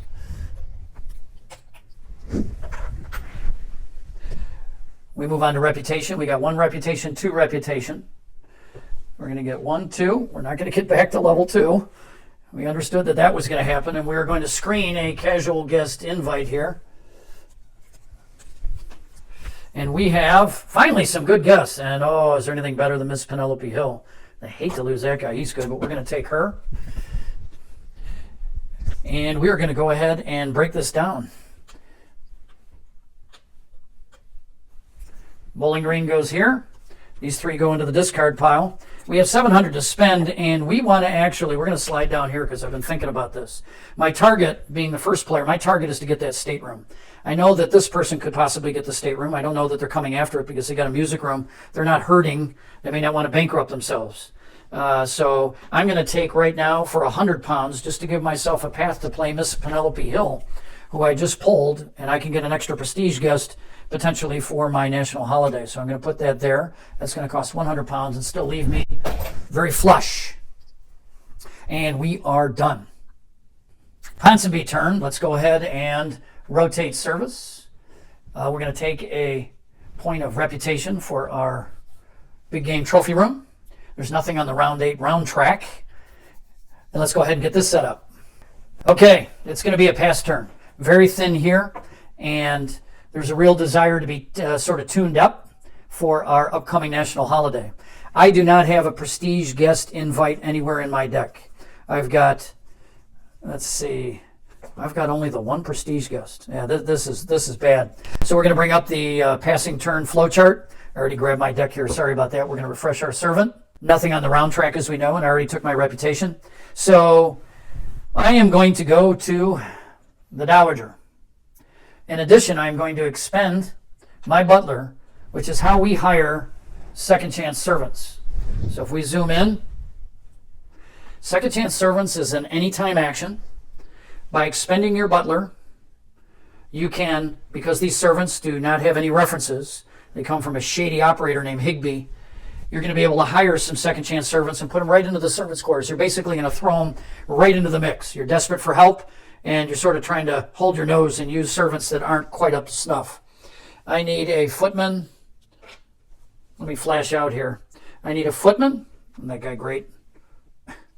Lost his bag. Hair's all messed up. So I need a footman. And I've got, let me look in my deck. Looking in my deck, I got 1, 2, 3, 4 ladies' maids, one valet required. So I'm going to go ahead and grab a second chance ladies' maid. Those two will go into the servants' quarters and be available next turn. And then I'm going to bring back the Dowager's carriage. I'm going to put that there. And because I went to the Dowager, if you look at the flow chart, I do not get the opportunity to use a normal turn benefit. Let's go ahead and look in the market. And we look in the market, and what do we find? But Dan is neglecting his duties. We have a butler's pantry that will go into the reserve. We pull out a brushing room, also to the reserve. And we pull out a long gallery. Sorry, I'm bumping my light. I got sort of a silly light set up. And I have 300 pounds over there with Ponsonby. There's a lot of good stuff creeping into the market now. I think I'm going to hold off, although I could win. See, I don't have enough money, and I don't want to trade away reputation. That's my one. Let's come back and look. Because that green room would win an estate courtship. And we really haven't spent enough time talking about courtship. I'm winning this courtship here. I'm losing this. That's being won by York over here because of their music room. And I am losing this. That's being won by Asquith over there. I'm leading this, and I could lead this. So I could have 3 leads. I'm going to do it. Are you ready for this? The green room is 500 pounds. I'm going to go 1, 2, 3, 4. I'm going to drop down to 2. Whoa, that's not how that works, Dan. You got to go get the 2. And I'm going to spend this 300 pounds and get that green room. That green room gives me 3 out of 5 categories where I'm winning courtship. And I don't think I can be caught. So that's a big deal. Let me populate right here. We bring in a gabled conservatory at this end of the market. Gabled conservatory there. And we are done. So I've really done a rather poor job in managing a path here. I could get that parish church, but that parish church is a 4, and I have a 4 and a 5, and I'm at reputation 1. I need a boost in reputation. This is going to happen on the national holiday, but I need one now. And I need a path to play for the next turn in preparation for the national holiday. So what I'm going to do is I'm going to go ahead and rotate service. I don't have anything on the round track or a monument or anything of that nature, but I do have 200 pounds to go on my business room, and then let me set up my turn. Okay, here I am, and something a little unconventional for you. But hey, desperate times call for desperate measures. So what do I have going on here? I'm going to the front parlor. I'm using the strong lady power I have in my service structure. I have the cook up there so that I can invite Lady Elizabeth Hastings here. And I have an additional guest, not 3 but 4, by using my footman in the carriage house. So let's look at our benefits. We have 300 plus 100 is 400. And then for reputation, we have 1, 2, and 3 for the cook. Gets me to the second level, which is pretty desperately needed. We look for invitations, and we have over here a screening action going on with the lady of the house. It's going to be look at 3, because my lord, do I need to look at extra cards in this deck. Whoops, I took 1 extra, and unfortunately that was a good one. Look at that. Again, these are 2 new, so when I shuffled the new cards, which there's not a ton of them, but boy, they're showing up, I did want you to see them. And I got another socialite here, which I really like because he allows you to add 2 additional. He's a con artist. He's a scoundrel, the charismatic 3rd son of an obscure baron. Horatio is always hatching plots and schemes. So he, look at that, I don't have good light. Why don't I have good light? Hopefully you can see that. This is going to be my last round of the day. I'm starting to stagger, and tomorrow I'll be fresh. So I'm going to take him, and I'm going to return Where was the other one? Oh, it was him. I'm going to return these two and take him. So take Horatio can allow you to do a lot of things as far as making for big events later in the season, or later in the game, excuse me. And I think we're done. So oh, you know what? I forgot those 2 reputation because I have 1, 2, 3, 4, 5. So that's 2 more. So I got a full level of reputation there. Again, I'm staggering at the finish line here. I've been doing this for hours today, along with some other things. That goes there, that goes there, this goes here. We're going to put that down there. And we are going to swoop into our, put you over here. We're going to swoop into our tennis court over here. A little expensive, but I need to get into a path, so I'm getting into a path. We had a drawing room come into the market, and we are now going to be going to the Village Fair round, which is round number 9. Ask with round 9, and I had intended to go to the retiring room. I knew I would get 2 points of reputation from the Village Fair and invite the lovely Miss Penelope Hill, get a prestige guest. But in doing so, I would exhaust 2 female service, and I would not be able to pull off the national holiday that I desperately want to do, given that I'm in a position to pick up that stateroom over there. So I've gone ahead and marked this. This was my area of interest, and that is to do a standard passing turn. I'm not even going to bring up the passing flow chart because I'm not going to be using the sideboard. Why? I have only 1 bad guest, an American, and the constable can't do anything about that. And secondly, I just was at the Reverend, and I've tuned up my objectives, so I'm fine. It's a little bit early to have a second pass, but when you're setting up for a big national holiday, you can justify it. So let's go ahead, rotate the service. Going to pick up 2 reputation from the Village Fair. I'm going to send my useful man over there to build booths for the Village Fair, and that's going to help it become more prosperous. That'll net us an additional 500, bumps that up 200 pounds. And we're going to, since we passed, we're going to go ahead and put this up here. We're obviously going to expend this butler, which isn't ideal. I need conventional servants, and so I'm going for 2 of the good old basics right there. And we're going to put that back down. I'll lay them down so that we're uniform. And we're going to go for 700, and we're going to go over here, and we are going to take 300 pounds. Get off of here. Get off of here. Whoops, I made a mess. We're going to go over there. And we're going to put that beautiful tile there, put our 400 up, and we're done. Whoops, let me expend the useful man. Now we're done. Over here with Ponsonby, we're going to be finishing up a sideboard trip. There's one mistake that I made, which is that when I bring the carriage over, I'm supposed to be bringing one of these guests over. So I'm going to bring all these guests up on the screen. First of all, there's 4 exiles I'm going to show you. And then there's 4 for the full house variant that I'm going to show you, which come from the promotional card. And the first 4 you see are the exiles.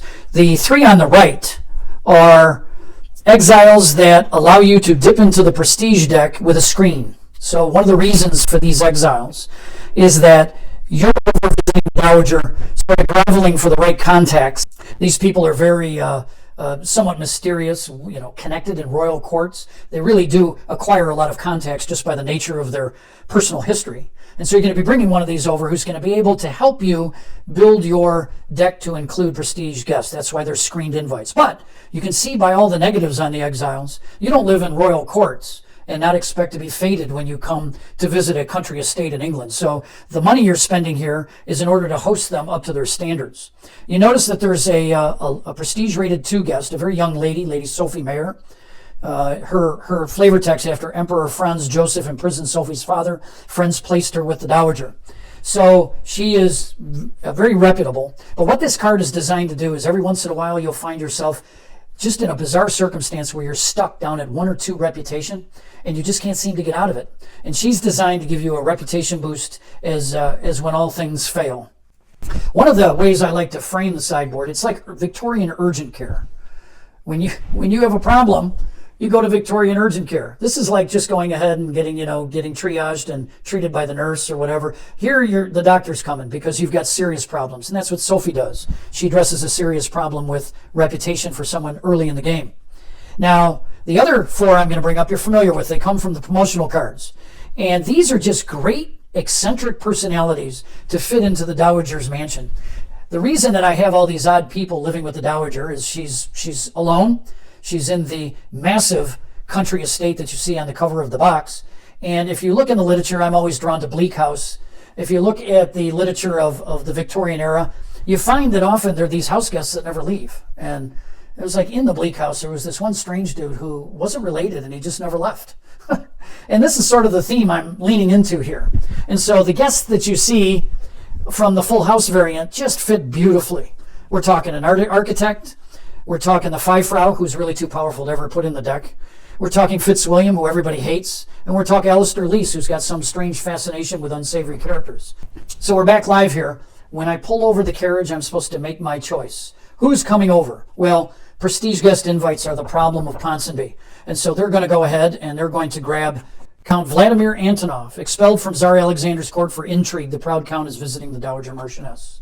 So that comes over with the carriage because we want that card to be in the deck during the next activity that the Dowager is attending. The rest go back here, and that card can be used immediately, the Count Antonov card, and permanently stays in the deck. Treated normally, a family Ponsonby. Okay, we're set up here, and you might say, why am I not seeing the Count at this activity? Because I'm saving him for the national holiday, mostly because I want to do a national holiday. If you recall, I had a marker over here on the national holiday and how concerned I was at what I was going to be able to host. Well, now I'm concerned no longer. The trip to the Dowager has got me a nice dip into the prestige deck, as well as some other good cards in there, and I'm going to be able to use Septimus in the morning room to get the money I need. She's going to cancel the penalty. And note that I have here, I'm going to zoom in because this is delicious, I have a second chance servant, which is providing service to Septimus. The way that a second chance servant works, the higher prestige rated a guest is, the more negative reputation you get hit with. So if I were to put this footman, or let's say it was a valet, on a duke, I'm going to lose my hands are too close. I'm going to lose 2 reputation. If I put him on a prestige rated 1 or 2 guest that's just a normal, what we call respectable guest, then I would lose 1 reputation. But putting him on a unsavory guest, of which an industrialist is an unsavory guest, no penalty whatsoever. How would he know any better? Between a good footman and a bad footman. We're already forcing him to have a footman instead of a valet because we're contemptuous. And so flashing back out, we can go ahead and get our favors here and get the money that we need to pick up that long gallery. So we have 600 pounds. And we're done. It overcomes the long gallery. So we took the long gallery from position 5, that's 600 pounds. So Septimus came along, we treated him like garbage, and then we took later his 600 pounds to pick up the long gallery and fill it full of good art. Let me draw out of the bag here. We got another barn, so that goes to the reserve. And we got a cabinet of the curiosities, which everybody loves. Let's flash in here again and see if we left anything undone. By the way, I set the turn up. I took the village fair benefits, and I also took the reputation for the big game trophy room. We're done. Let's pop over and look at the evil one. So let's rotate service. Take our 2 reputation. Go up to 3. Take our 300 pounds. And let me go ahead and set this up. Here I am reminding myself, let's not forget our 200 pounds coming in for the business room. Things are starting to appreciate nicely. So we're going with the brother and the sister here at the tennis court. So what do we enjoy? We enjoy 300 and 200 is 500 pounds. And we get an invitation here, unscreened. Oh, that worked out. She's a delightful guest. And we're all done. So let's break this down. We're going to put that in the discard pile. Going to come down here. Going to flip that over. Well, in considering a purchase, I got a lot of options. I could get up north there and get that cabinet of curiosities. I could grab that parish church at last. There's some money out there. I'm probably going to lose that cabinet of curiosities. Yeah, but then I could fall back on like that drawing room with my leftover money or that English garden. There's so much juice in the market right now. Can you see it? I should probably flash in. This is the market we're looking at. And I'm thinking that that's going to go, but that may still be waiting for me. I mean, I've got a lot of money. So I am going to finally do this. I'm going to grab this parish church because it gets me 3 victory points on my monument objective, and I like that. But also, it's going to increase for this one right here. It's going to start putting me in an advantage. I'm sort of chasing him over here, but I can still keep working on that. And that costs me 700, so I'm going to do this. Let's go ahead and fill the market. Reach into the bag. Holy smoke, we got a prestige monument, the Manor Gargoyles. Watch this. And really, everybody would put one on Cabinet of Curiosities, but I'll reserve that for monuments. So we have courtship. We are done with our village fair round 9, and we get to a reveal. So are we ready? Let me get in a little closer here so I can create some drama. It is essentials. Brown. Ooh. I believe the Ponsonby family is most pleased. Evil York was probably one turn away from surpassing the Ponsonby family, but not quickly enough. Asquith doesn't think much of essentials. So we do have a courtship winner, and I believe the Ponsonby, who's in need of prestige invites, is going to take the young lady Elizabeth, even with Charles being a little stronger in that regard. And we're going to get a VP card for Ponsonby. Is going to be 3 reputation. We need to discard an objective. Let's flash in. I think we're probably, the prestige is worth 2. I don't feel this one. I think I can't go all long shots. I've got to do one that's going to get me hopefully about 4 or 5 points by the end of the game. We'll pop over here. This isn't he's keeping that there as a concern, and it may go red soon. He's not getting that unless a business room shows up, a second one, in which case he's probably not going to want to buy it. He's going to work on that. I'm sure he'll hire a useful man. I'll tell you what. Hold on a sec. It's time to increase the concern level. I'm going to stop belaboring this. I'm going to get rid of this. This might be easier to get than that's going to generate. So we'll do that. And let's slide over here. And this one, definitely holding out hopes. This is dynamite. There is a butler's pantry in the service reserve. He's got to get on that quickly. Here, I do not have any of those. And I think I'm going to try for that. Yeah, that group does not look to be the strongest. So let's flash back out. Lastly, we activate the prestige rated 1 tile reserve, and we have none that are currently in the market, so nothing will get adjusted there. And so we now have a courtship situation, and what are we going to get out of the magic dice? 1, 2, 3, 4, 5, 6, 7, 8, 9, 10, 11, 12, 13, 14. So this is a late, whoops, I knocked that down. This is a late courtship, and we'll be a little while before we find out what it is. We're going to rotate the first player marker in reverse player order, and we're going to be doubling up on Mr. Evil. National holiday time. First thing we're going to do is we're going to refresh our service. No monument, no servants hall, but we do have a business room, so we're going to add 200 pounds more, and they're salivating. All right, so we have a juicy national holiday for you here. So we're going to the music room, which is 3 gentry are invited. We're increasing that with a footman in the carriage house. We've got the cook there, who's going to just give us a bit of reputation, because national holiday, we can invite her.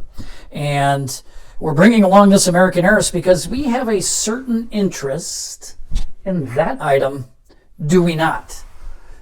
And so here we go. Let's rock and roll. We're starting out with money. We have 800 money. I'm going to put 2 back, and I'm going to take a couple beautiful 2 gold. And then we're going to go to reputation. We lose 3. We pick up 2. We pick up 1. That's a wash. We pick up 4 here and 1 more for the cook for 5. So we go up 1 full level of reputation. And then here we have a screened invite on the casual side. We're going to take him. And then lastly, we come over here and we can reach into our discard pile and we can pull back a guest. And so we're going to pull back Lady Elizabeth Hastings here is going to come back, get us into a little bit of money. And she can also dismiss a guest. And you know what? I think it's time to part ways with her. She's the same -3 victory points and gives us 300 less. So I will put that over there in a second. We are going to pick this up for 1,100. And we are going to fling back at Asquith their marker since they disrespected Ponsonby a moment ago. Let's pay for that monument, which is 1,100. And that's right there. A relatively mundane breakfast. We hook that up there and we're done. All right, we have another national holiday, so let's go ahead and get to that. We're going to rotate service. And we have no monument or servants hall. Whoops, I missed him. He's in there. We're going to do the stateroom. We need to refresh that butler for 3. 1, 2, 3. No choice on that. You're gonna give me a heart attack, Dan, doing this to Asquith. Let me set this up. Is there anything better? Seriously, people, all Obsession fans out there, if you're not an Obsession fan, then I understand, but all Obsession fans out there, is there anything better than building a national holiday like this? It's just one of the most satisfying things in the world.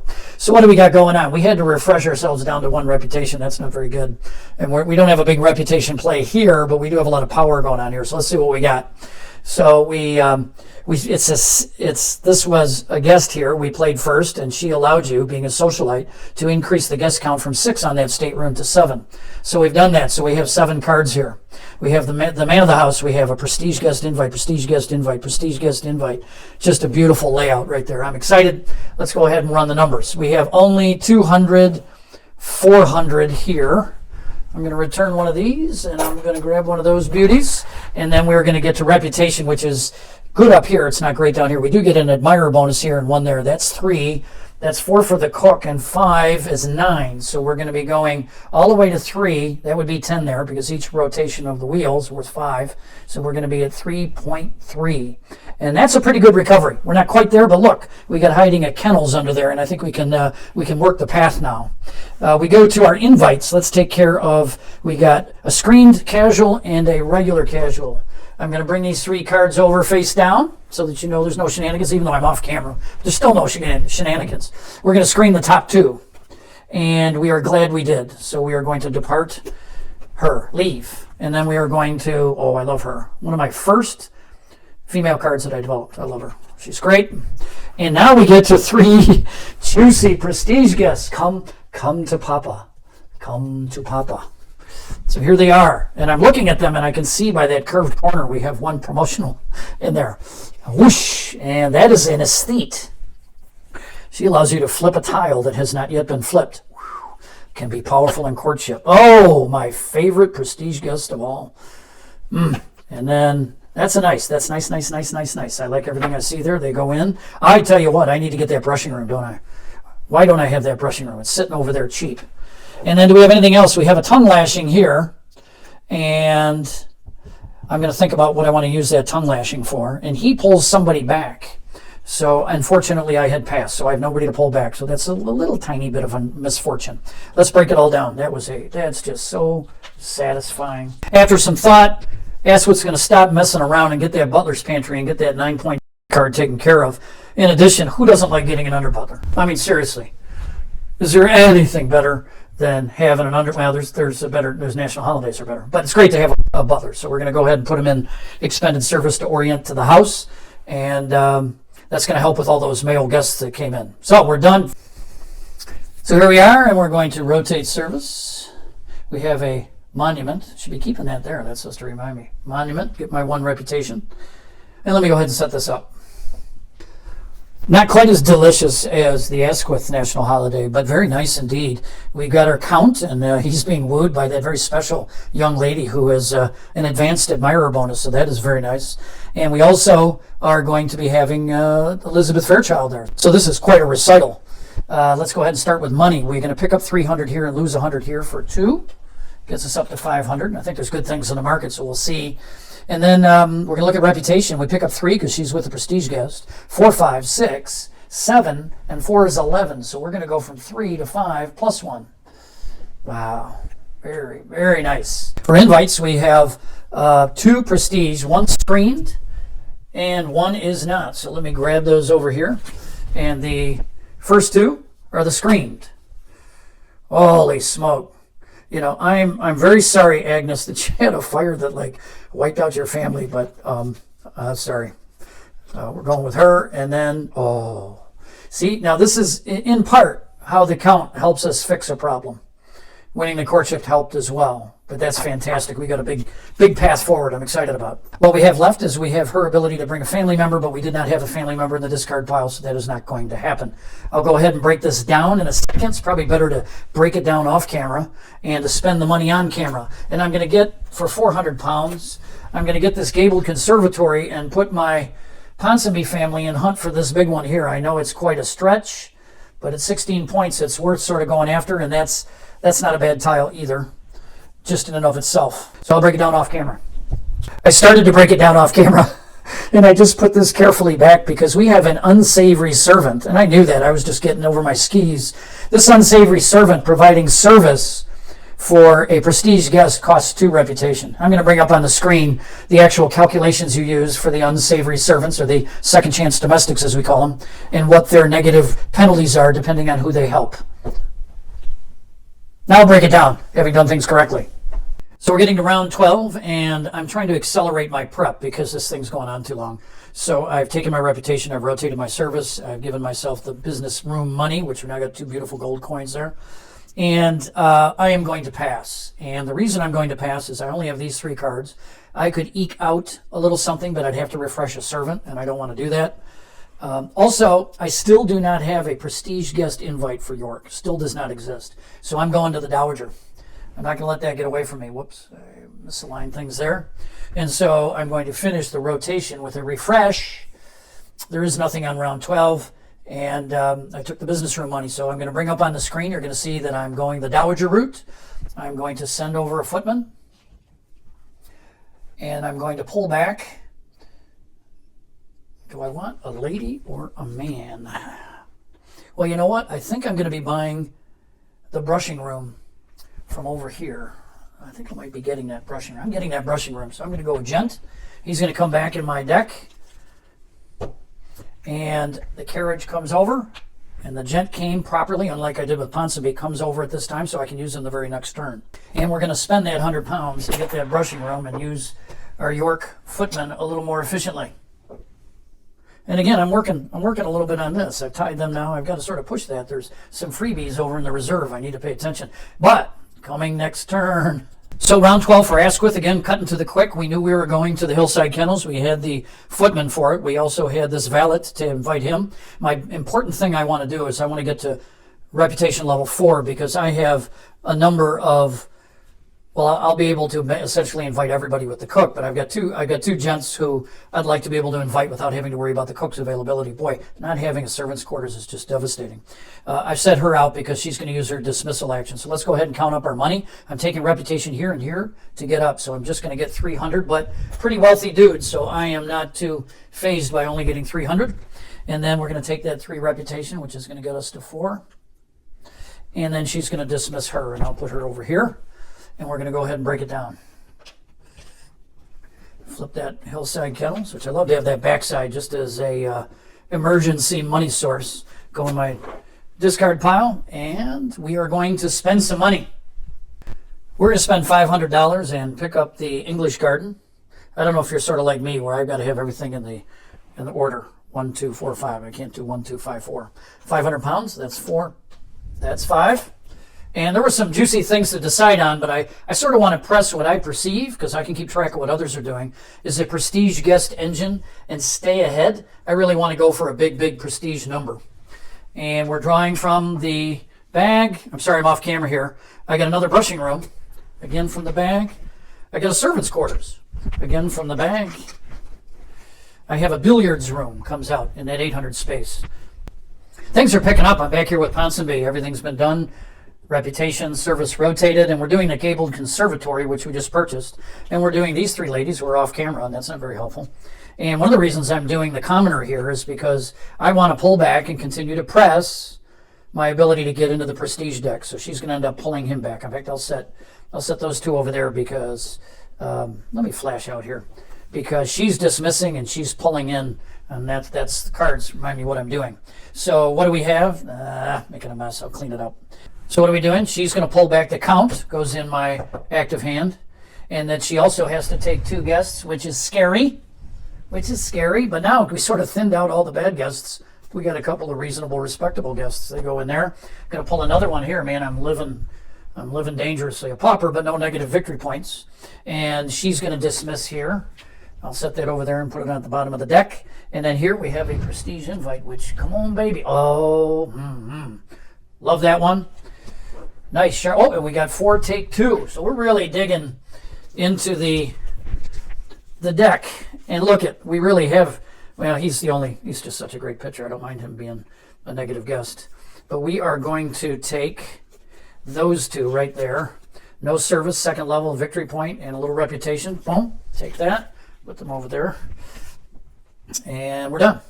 I broke it down off camera, and I have 1 reputation for the barn because I have a barn and I played the Gable Conservatory. And I only have 100 pounds, but with that 100 pounds, I am going to grab a brushing room. Why not? Give myself a little flexibility. Okay. You're just making all kinds of messes. And we're done now. All All right, we're going to work this turn together because this is going to be juicy. We have we passed before, so everything is sitting there.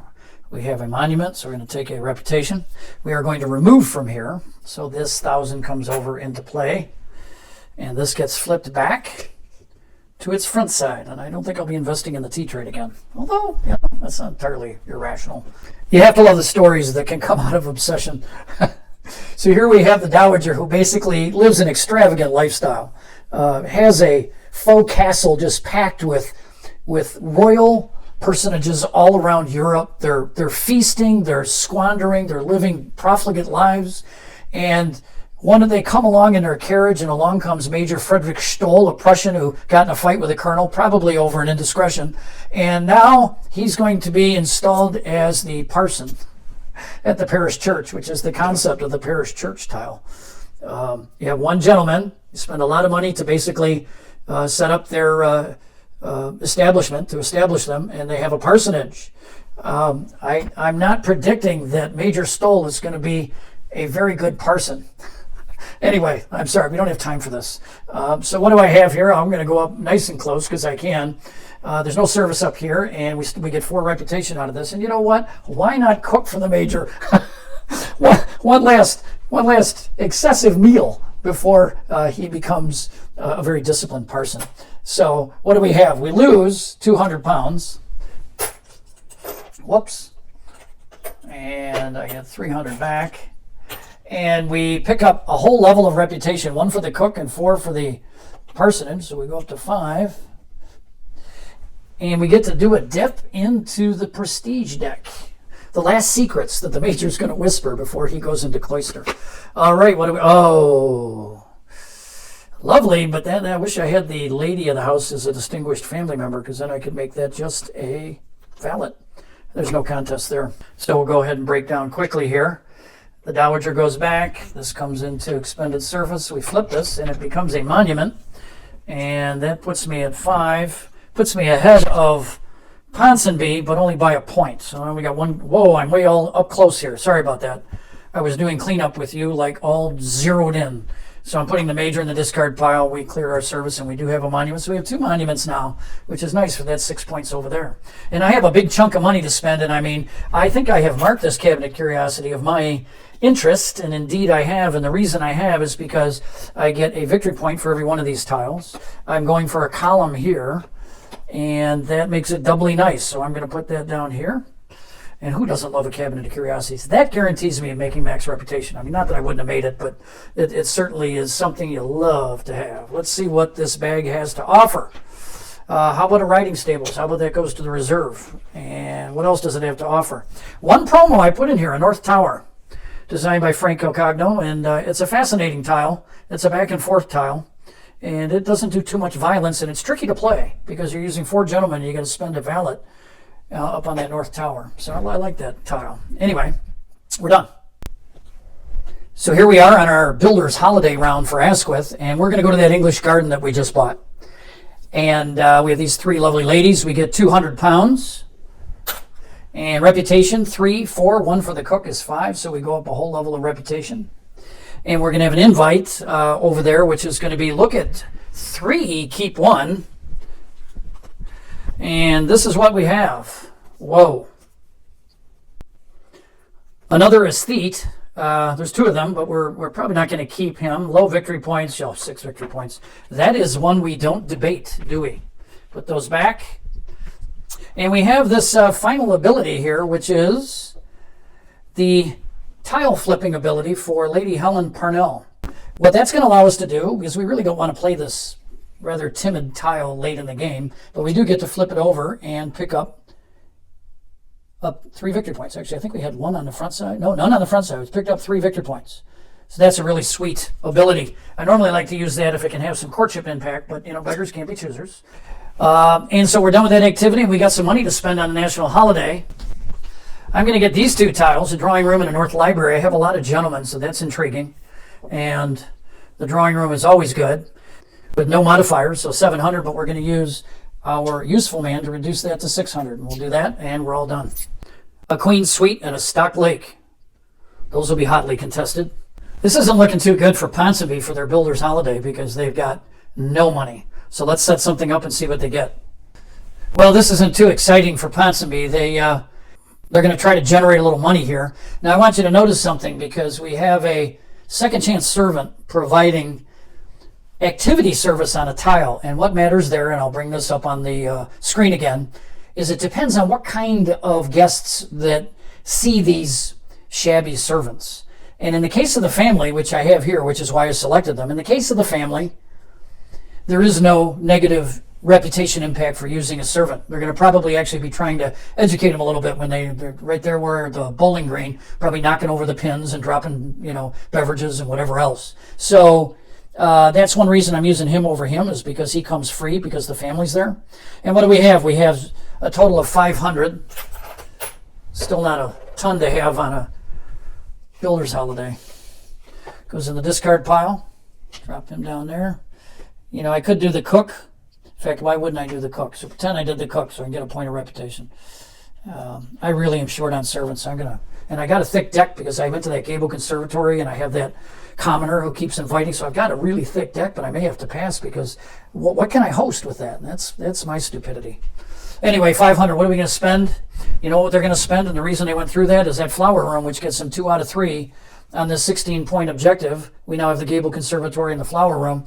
If a music room shows up, we are going to jump out of our skin, literally out of our skin, to get that thing, because that's 16 points for one card. Going to slide down over here. I don't know if you can see me out of the corner of your eye. I'll reach into the bag, and we have a smoking room. I haven't seen one of those in forever. They flash out. There's that smoking room. And we didn't pay for that, did we? That was 400. And we get 100 back, and we're all done. All right, we have a courtship reveal. We moved around 14, and let's see what it is. Oh! It is a state, and Asquith is grinning ear to ear. Asquith is going to win this courtship when it happens, the next round. But right now we got round 14. Speed chess that goes on in the park? We're going to try to do, watch this, I'm going to do this particular round in 4 minutes. All right, I'm flashed in. I took 100 pounds from that monument, which allows me to choose 100 pounds or 1 reputation. So I took 100 pounds. Just want you to know that. So I only went up 1 there. And I'm going to the West Terrace. I'm going to screen the invite. So money, we have 400 from his father and the son. Whoops, that knocked off my marker, because I want that Queen Suite to turn it over as a monument and get me up to 9 points on the monuments. That's why that's marked. And then the lady here has got a dismissal, and she's going to dismiss this American heiress. We have exploited her, and we're sending her back across the pond. Now we got a double screen over here on this prestige invite. Remember, I still don't have a prestige invite, and I still don't have it. But I got reputation. I got more lady help than I got otherwise. Well, I'm at least getting guests. I'm just not getting an engine for guests. So we're going to clear these out of the way. We're done. We do have a purchase to make, and the purchase is going to be this Queen Suite, which is 700, and I've got exactly 700. And that Queen said, I can't do 4 and 5, 5 and 4. I'm sorry, I should flash out so you can see what I'm doing. I'm stressing out about numbers being out of order. Done. Okay, we're over here with Asquith. We did not have any reputation. We rotated our service, and we're doing the drawing room here. And look at getting that under butler really helped us pull off a huge drawing room. Money-wise, we have 1,200. Woo! And we have 1 reputation there and 3 for the drawing room. That's 4 reputation. 1, 2, 3, 4. And we have a victory point card. Who doesn't like a victory point card? You're not a normal person if you don't like a victory point card.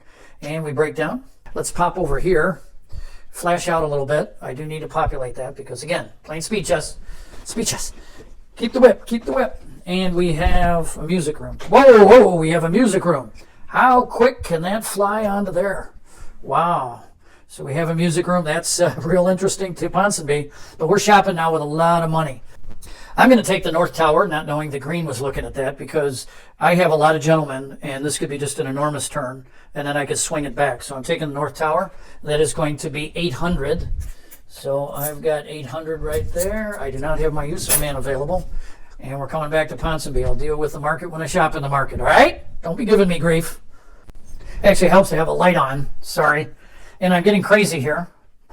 we are going to go into that flower room we just picked up. We're going to get 3 prestige guest invites. I'm using a naughty lady on this Dowager Countess who can be a little tough on help. I should probably take 3 reputation off, but I'm not going to.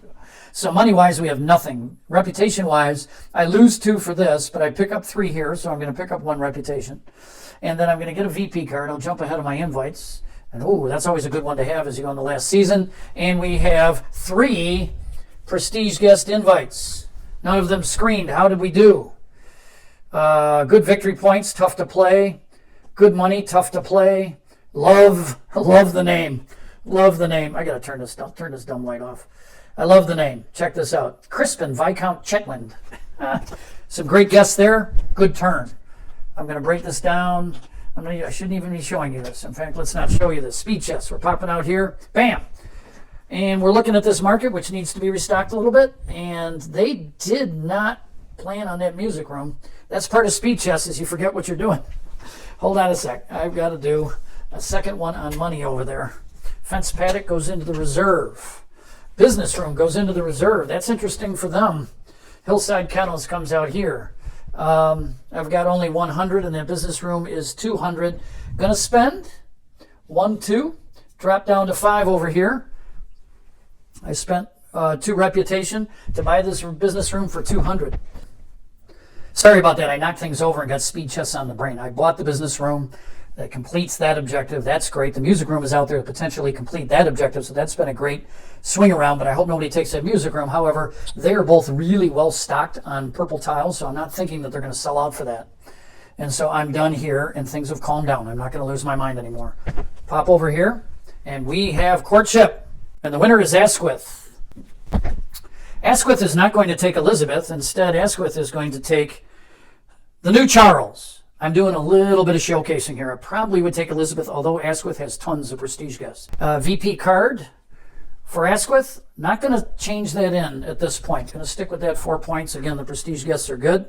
Got more than I think I can use going into that last season. And we don't do anything with the market, but we do need to get rid of an objective, and there's going to be some tough decisions here. I think I'm just going to tell you what the objectives are that I'm pulling out. I'm not going to dwell on it. Not going to make that. Going to fail. So that goes in. And then I come over here. And we're here for Ponsonby. And we're working on these 2. We got to hire somebody for that. We're getting rid of Sporting. That's worth 2. Go on. Come over here. Boom. Put that up top there. And got that. Got that. I'm never going to win that. Looks like I'm trailing. I'm going to get rid of that. I don't trust that. I'm going to find that North Dining Room. Boom. Those all go there with the Reverend. We're back here. We're moving into the next season, and what we got to do is roll a variable courtship. And we're doing that now. A 5, going to be round 17. We're at a village fair. Going to flash out. Well, everyone, the unthinkable happened. I did not click the door shut, and cats got in here, and they knocked stuff around. I tried to reconstruct everything. If you run into a discrepancy, forgive me, but I think I did pretty well by reconstructing it from film. Really didn't have time to do that, but I have to finish. So here we are. We're on a village fair round 16. I think this was a 5. I knew the courtship. I think it was a 5. And we're going to have 2 reputation from the village fair. That's going to flip over to 6. We're going to have 300 pounds. And I did not rotate my service. Let's do that. I'm going to set this up. Oh, reminder, I had 1, 2 on reputation from those 2. I'm going to set it up. I'll be back. I bet you haven't seen a cabinet of curiosities like this. We have our con artist, the Scoundrel, who does an increase in the number of guests that are invited to an activity. So we have 4 people going to the cabinet of curiosities, and let's look at our money. We're going to net 200. I'm going to bring a gold out, get rid of those. We are going to have 4, 10, 11 reputation. So that goes from 6 to 8 is 10, 11 reputation. That's not too shabby. And we get to what else? We have being able to pull back from the discard pile. And we are pulling back Frederick Stoll, who's going to come out of his parsonage for a party. And I have a single casual guest invite here. We have a pauper, a potential dismissal, and I'm going to dismiss that pauper that just came in. Doesn't do me any good, really. Actually, no negative victory points. I think I'm going to leave them there in case I get an objective card that just counts guests. Nothing in the market at the lower end. I could do a billiards room. You know what? I'm going to get the billiards room. I could end up getting that one objective card where you need to have that shape of your tableau to have 3 in each category. We have no monuments or anything. We're going to refresh this service. We are going to take 2 reputation, take 300 pounds, and we're going to pass. I have very little in my deck, and I want to set up 3 big plays to finish things out. And I am going to hire. I'm not going to go to the Dowager. I was thinking for a second. I want to really staff up with conventional servants, and I'm going to get a lady's maid and a valet, and that's going to allow me really to host some giant events going forward, because I got a North Library, I got a North Tower, and I do have 300 to spend. I'm going to slide these down, dig in the bag, pulling out another smoking room, which will stack, pulling out a Lionheart suite at the far end of the market. I'm going to grab a barn for 200, just in case we get a service courtship. It's a 4-point tile, unique. And I'm done. Here we are for Ponsonby. We're going to grab one there. We're going to refresh here, and I'm going to set it up for you. Ponsonby has a long gallery play on the backside. 2 guests, Chetwynd and the Count. We are going to have no money, but -1 money. That's not very good, is it? That's it. Oh, I forgot the village fair, didn't I? Boop, boop. And I'll only take 2 for the village fair. Nothing like getting bailed out for that.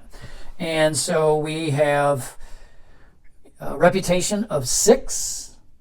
And it's going to be 1, 2, 3, 4, 5, 6. So we're up at 7. And we have 3 cards to look at. The first 2 are going to be screened by Count Antonoff. And it looks to me like Kenneth Viscount Ashwood is ideal. We're going to return him. And the other one we're going to get, oh, beautiful. Boy, I got a lot of dudes in here, man. Oh, man, look, I got 1 valet. We're going to a courtship reveal. The final courtship is Prestige. Wow. I'm going to go offline here and count where everybody is. 1 second. So I'm back. York, you're looking at them, and they have 49. Ponsonby 31. And Asquith has 47, so it's a tight race. Ponsonby needs to pick up their game. And I am taking 100 pounds from this one, and I'm taking 1 reputation from there. Let me set my turn up. All right. The fun with Major Stoll, I think it is, just continues. He's popped out of his parsonage, and he's going into the Queen's suite. And a head housemaid is going with him to increase one of his screens. So what I'm going to do with Major is I'm going to double that favor. So I'm going to get 2 screened Prestige guest invites. One of them is going to be triple screened, and I'm going to have to pay 200. And all of this is going on in the Queen's suite, which our vicar is, well, we'll leave it at that. Anyway, so I'm going to draw 2, screen 1. This will be 3 screen 1 for the effect of the head housemaid. And we'll take her. We got the next screen coming, and that is, whoa, a little better for victory points. I don't think there's any question who's my favorite here. And we cost ourselves 200. That leaves us 300. That leaves us 300. Break this insane event down. Flip this over and get up to 9 victory points, and I'm eyeing that Lionheart suite, because that can get me to 12 victory points if I can get the money for it, which I do not have now.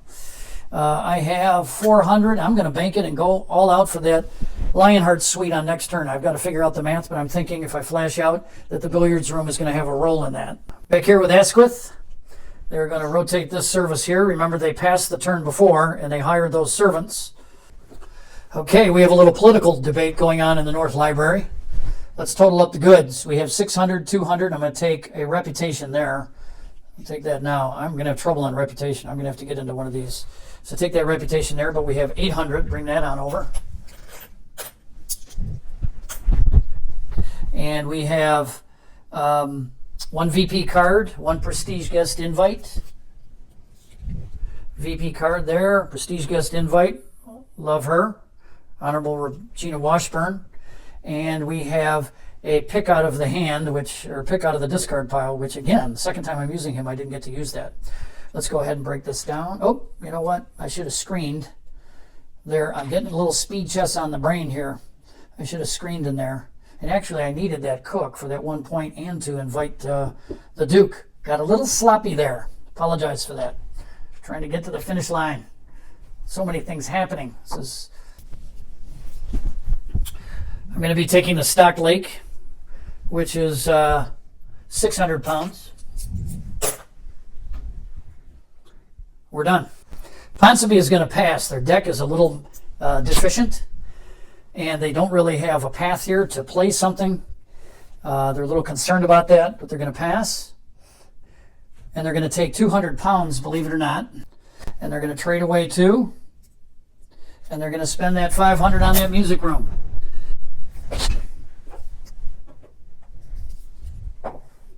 Which completes a second objective. So maybe they can make up an objective is what they're going to lose in courtship. Forgot to refresh the service. Done. We're coming down the stretch and I'm fresh. Good night's sleep. I don't think I'll make any more mistakes like the one not of passing the first player marker to Ponsonby. So let's get to round 18. Objective card draw. You know, the designer's not too bright, but I should just follow his order of play. That's going to make life so much easier. So let us rotate our service.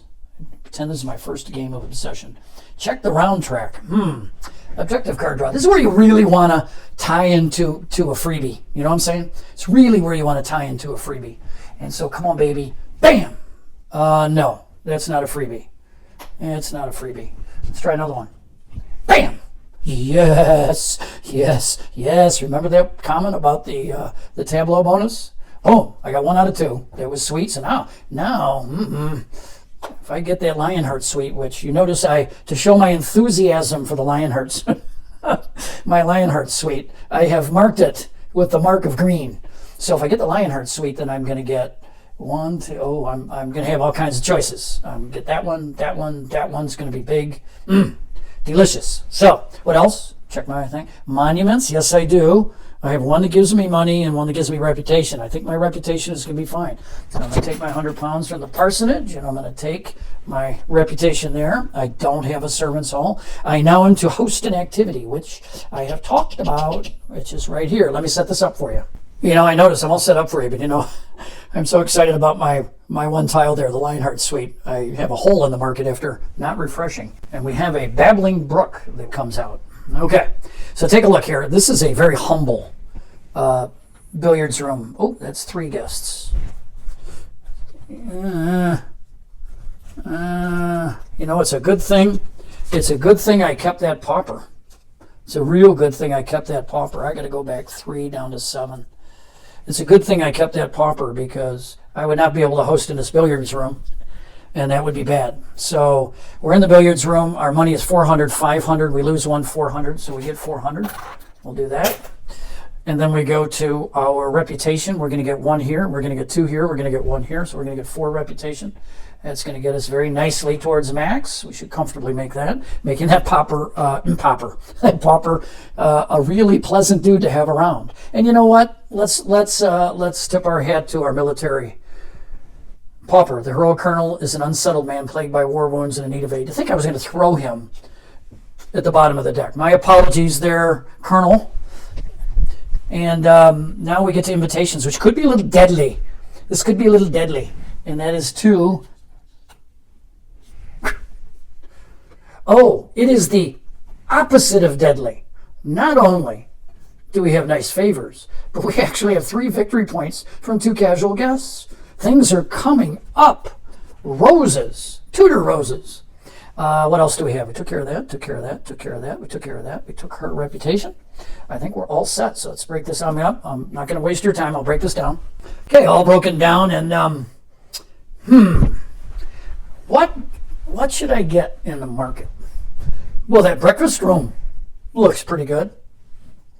And I have to say, Babbling Brook, do a little fly. Oh, all right. I don't have the time for this. Stop doing that. 800 pounds. Look, ooh, just made that bad boy. I needed to go to the billiards room. And I have. Let me bring you back out here and let's flash out. Well, you're not even going to see it. I got to hang this off the table. And we've completed that objective. We've got that objective. Probably get ready to begin. We've got this one maybe up to 12 points. So I like. Over here with Asquith in round 18. And those servants look like they just hosted a New Year's Eve party. Come on, guys. A little decorum. I don't think that's going to happen. Let's follow our order of play. Rotate service. This is important stuff. So let's see. I'm going to grab 2. Wham! And wham! Let's bring these over here. I don't know why I did that. When we need to take a look at the lay of the land. So those are the 2 we got. Do we have that one on the left? We do not have a hall boy. But I could get a hall boy without having to hire. And that would give me hall boy, useful man, underboy. It would give me everybody. That's what, ooh, I do have a stock lake. And a babbling brook came out, but man, I don't think I can afford that, although I do have to slide it down. Okay. Interesting things have come in the way of objectives. And let us decide what we're going to do. Let me set you up here. So here we go. We have a fly fishing competition going on between these 4 lovely ladies. And I hope that the 2 in the middle leave their hats behind, as it's a little windy on the Stock Lake today. So we're at the Stock Lake. Let's take a look at our benefits. And one of our benefits is a delicious 600 pounds from the Stock Lake. So we're going to grab that. And that's the only money we're getting here. Isn't that beautiful to see service provided by flexible servants? Got that housekeeper's room under there. You got the backup, the housekeeper weighing in. That's really cool. Anyway, we get to reputation. We have 1 here. We have 3 here. We have 4 here. I do not have a servant's quarter, so I can't bring the cook in for number 5. But 1, 2, 3, 4. Going to be a struggle. And that could cost Asquith if I don't get up to max. And I'm very, extremely, very worried about making max. And now we get into invitations, and we do have more delicious than the 600 pounds is 3 prestige guests. I will bring these over and keep them obscured. Sorry about that. And we are going to unveil together. And the first one, oh my Lord, I'm in desperate need of reputation in guests. And I get, is that Lucretia? Lucretia Baroness Goodlad. Oh my, that's horrible. Ah! That's the opposite of horrible. And one more. Oh, okay. I at least got, how am I going to play these guys? Well, I do. See, I went and made that extra load of conventional. Oh man, I'm getting excited. We got a chance to make max. Put these cards right here. The Baroness, you're forgiven. And we have, check this out. This is so cool. Aren't I a better playthrough filmer when I am refreshed than when I'm staggering? It's, I guess, true of everything. And look at this. We have, I'll go ahead and flip that. We have her tile flipping power. And you know what? This happens to be a courtship tile, which I don't necessarily want to play because I need those reputation dudes in the last round. And so she is going to flip that West Terrace, which is going to net me 6 victory points additional because this is a double courtship category. We're talking about courtship here. We're talking about courtship. That's a wonderful turn.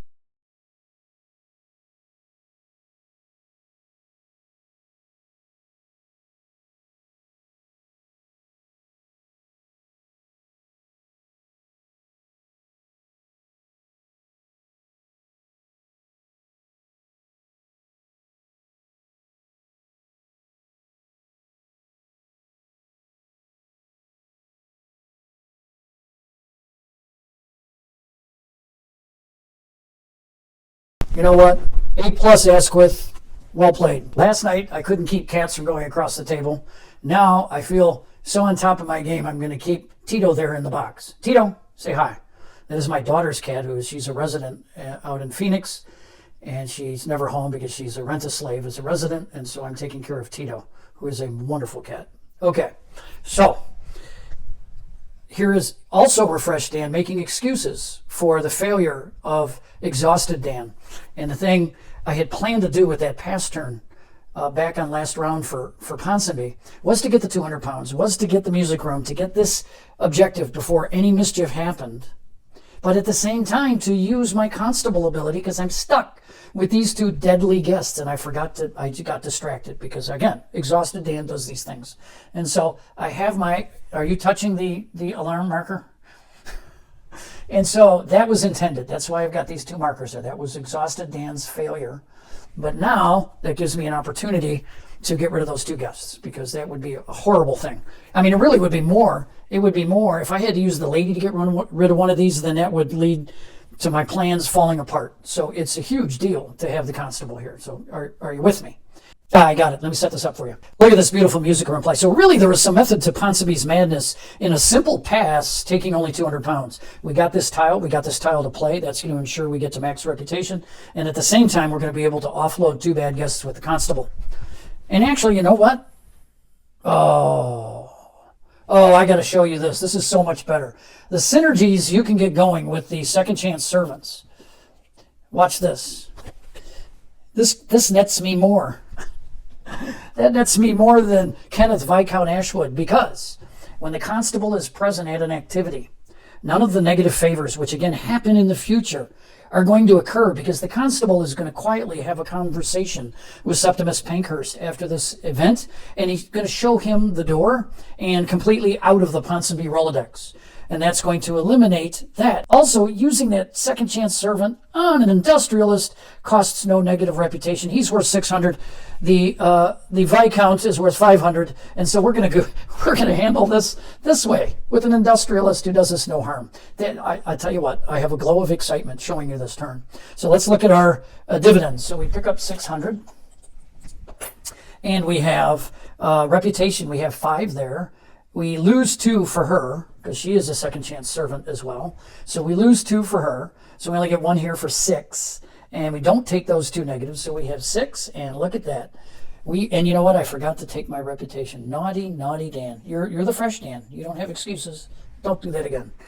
And we look down the line here. How about a VP? Oh, we're skipping 2 prestige invites. What a lovely recital. And very nice indeed. Boy, I have dudes. This is a dude ranch. And so we're done with that. And now we pick up a victory point card, because, as has been said before, who doesn't like a victory point card?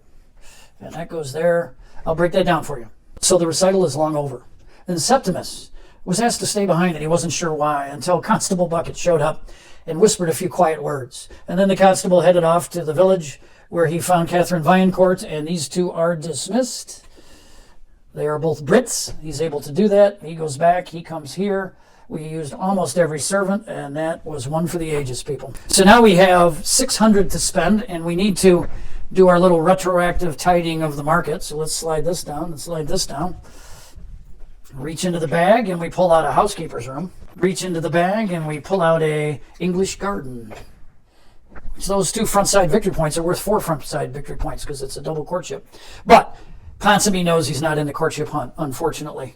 And so he's got 600 to spend, which is 3 victory points. You want to leave? Hold on. Tito's leaving. Tito alert. Tito. This is like having Godzilla in Derbyshire. Hold on one sec. I'm going to have to evict. Come here. I think you hear Duchess Lilo in the hallway, and you want to go chase her. Go ahead. Go ahead.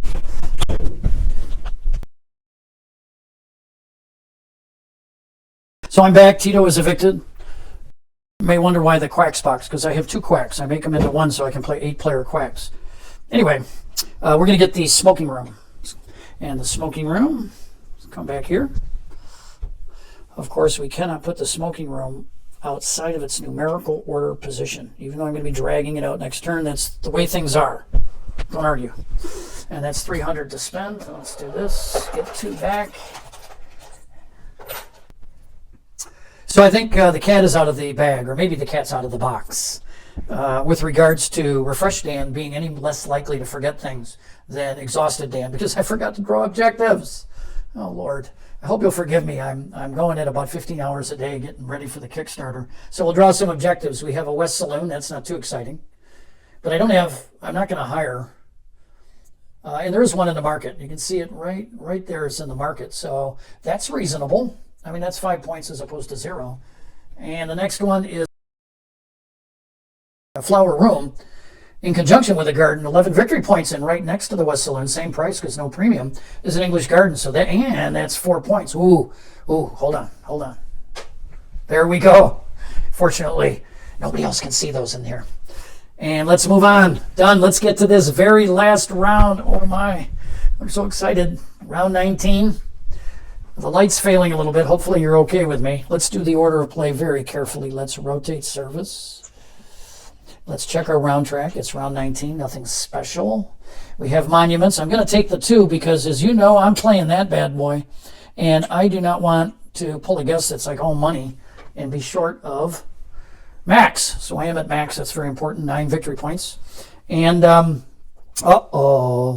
ooh, I am going to expose myself to massive risk. Massive risk. And that is, if I don't pull a guest with at least 2 reputations somewhere on that card, what am I doing? I'm at 8. I am going to lose 9 victory points. But I did not plan for that very carefully. So I have to basically go. Now there is a move. There is a move that's an edge case, which is, would this allow me to draw 2 and put the best one in the heart suite? And I have, I think, declared in a BGG forum that yes, you could do that. But I've got to leave the tension in place. So can we have a drum roll? Come on. Bam! Bam! So that makes up for my stupidity in a flash. So we're going to go, that's 5, 6, 7, 8 would be 1 spillover. So I'm going to go back 1, 2 and pick up 200 pounds. That's awful nice. But me, without any victory point cards, is now going to benefit from a pair of them. And a good pair they are indeed. Wow. That could, I don't know, it depends on courtship, but that could very well win me the game. And we are going to break down. Hit our 4th monument for a 12 victory point score over here. And I have 2 victory points in money, 400 in money. So there's nothing in that marketplace that really interests me. I'm going to save those 2 victory points. And here we are for round 19 for Asquith. And Asquith actually has some very big plans. Let me set them up for you. Woo! Now that is a get-together in the stateroom. What are we doing? We are doing a holiday celebration. And so let's start with money. We have 300 here. We have 200 here is 500. We have 600. 3 is 900. I'm going to return 100 and I'll get 2 of those beauties. 5 victory points there if I don't go shopping. And then we're going to get to reputation, which is 5, 6, 7, 8, 12, 16, 17, 18, 19 reputation. I think I made max. So 19 reputation, that is 5, that is 10, that is 10, that is 15, 16, 17, it's 19. We're going to pick up 100, and there's no servants hall, so I'm going to go take 2 more, so we're going to pick up 300. And let's look at our invites.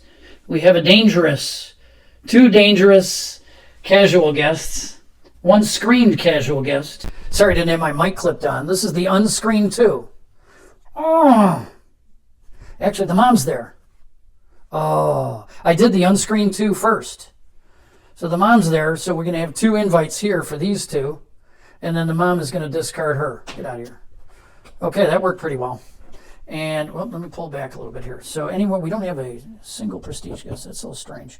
We have a tongue lashing, which won't matter on the last turn of the game. And we do have a victory point card. And I think we're done. Who doesn't like a victory point card? Oh, there we are. That was a big game. And I'm looking in the market, and there's nothing that looks as good to me as 7 victory points here. I mean, I could get that English Garden for 4. So let me pause here and count up. Let me break this down, and I'm going to count up what York has, since that's public information, and see if that English Garden would win me a final courtship and break the heart of Ponsonby without me knowing it. York's total is 59.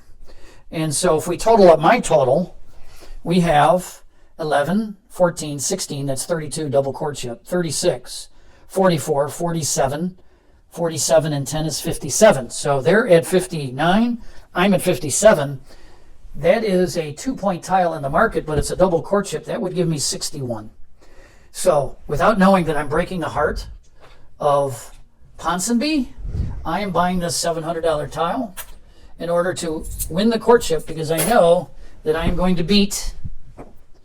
Oh, I can put that there. No, I really can't. Technically, I can't. I'm going to beat York now And unless some magic can happen here over with Ponsonby, and I know it can't, I won the final courtship with that play. So let's come over here and hear the screaming and wailing and gnashing of teeth. But, you know, there's other gardens out there, and we can refresh the market perhaps. Let's rotate service, take our victory point for our monument, and let us contemplate what is to be played. Okay, we have a little play here which is designed to refresh the market and give us a crack at that garden. We are starting out with 700 pounds. I'm going to send 2 back there and give myself 2 golds. And then we are going to, 700 pounds, and we're going to take 6 reputation. So 4 of that reputation is going to be refreshing the market. So I'm going to take 2 more, and I can actually come back and make another 100 pounds. So let's go do the dramatic refresh. I don't think it's ultimately going to matter, but hey, Ponsonby's not going down without a fight. Anyone who's unfamiliar with refreshing a market, you set the tiles aside, you pull from the bag, and then you return those to the bag. So I'm going to put this on here gently, and I am going to reach in, hand, see. I'm not helping the pots. Holy crap. You saw that. That was real. I didn't know what was in there. That one goes over there. There's that North dining room too. Unbelievable. Unbelievable. Do I have too many monuments out? I've got Manor Gargoyles. I should have 4. So that last one should not have come out. And we'll pull a last one, which is a breakfast room. So let's set this market up. Put this here, put put that. See, you got to look at the numbers for these, 185 and 180. Well, that's also a 14-point. That's also a 14-point courtship tile. Man, oh man, the permutations that are going on in this game. I'm so glad this is the last turn of the last round. My brain's ready to explode. So I need 1,200, and guess what I have? You hear the weight of that? Man, I'm surprised I'm not getting federal agents coming to arrest me for stealing some sort of Fort Knox coin. Bam! Well, that actually turned out to be making lemonade out of lemons. Let's come back here. Let's break this down. Let's flip that. And OMG final courtship. I'm going to count this live with you. What the hell? So we have 7 and 4 is 11. 11 and 5 is 16. That's 32. That's 35. That's 36. That's 45. That's 55. Made a good go of it, but did complete that objective and also help themselves out. All right, so the final courtship does indeed go to Asquith. Asquith, I believe, has Charles, and he does, so we'll leave Charles with him. We'll give yet another victory point card. I think Asquith's going to win this in a walk. I'm going to score this up and come back at you. Well, here we are. We have a pretty decisive win for Asquith. So 250 for Asquith, 194 for Ponsonby, and 195 for Evil York. Ponsonby rallied nicely. If you look, Ponsonby had that big objective card score, and Evil York had a great tableau. But look, Ponsonby, who went to the Dowager to recover from having 1 guest in the middle of season 2, was able to rally and net 44 points for their guests. Woo! I really thank you. If any of you, there's probably 6 of you. The 6 of you who stuck through to the end, thanks for hanging around.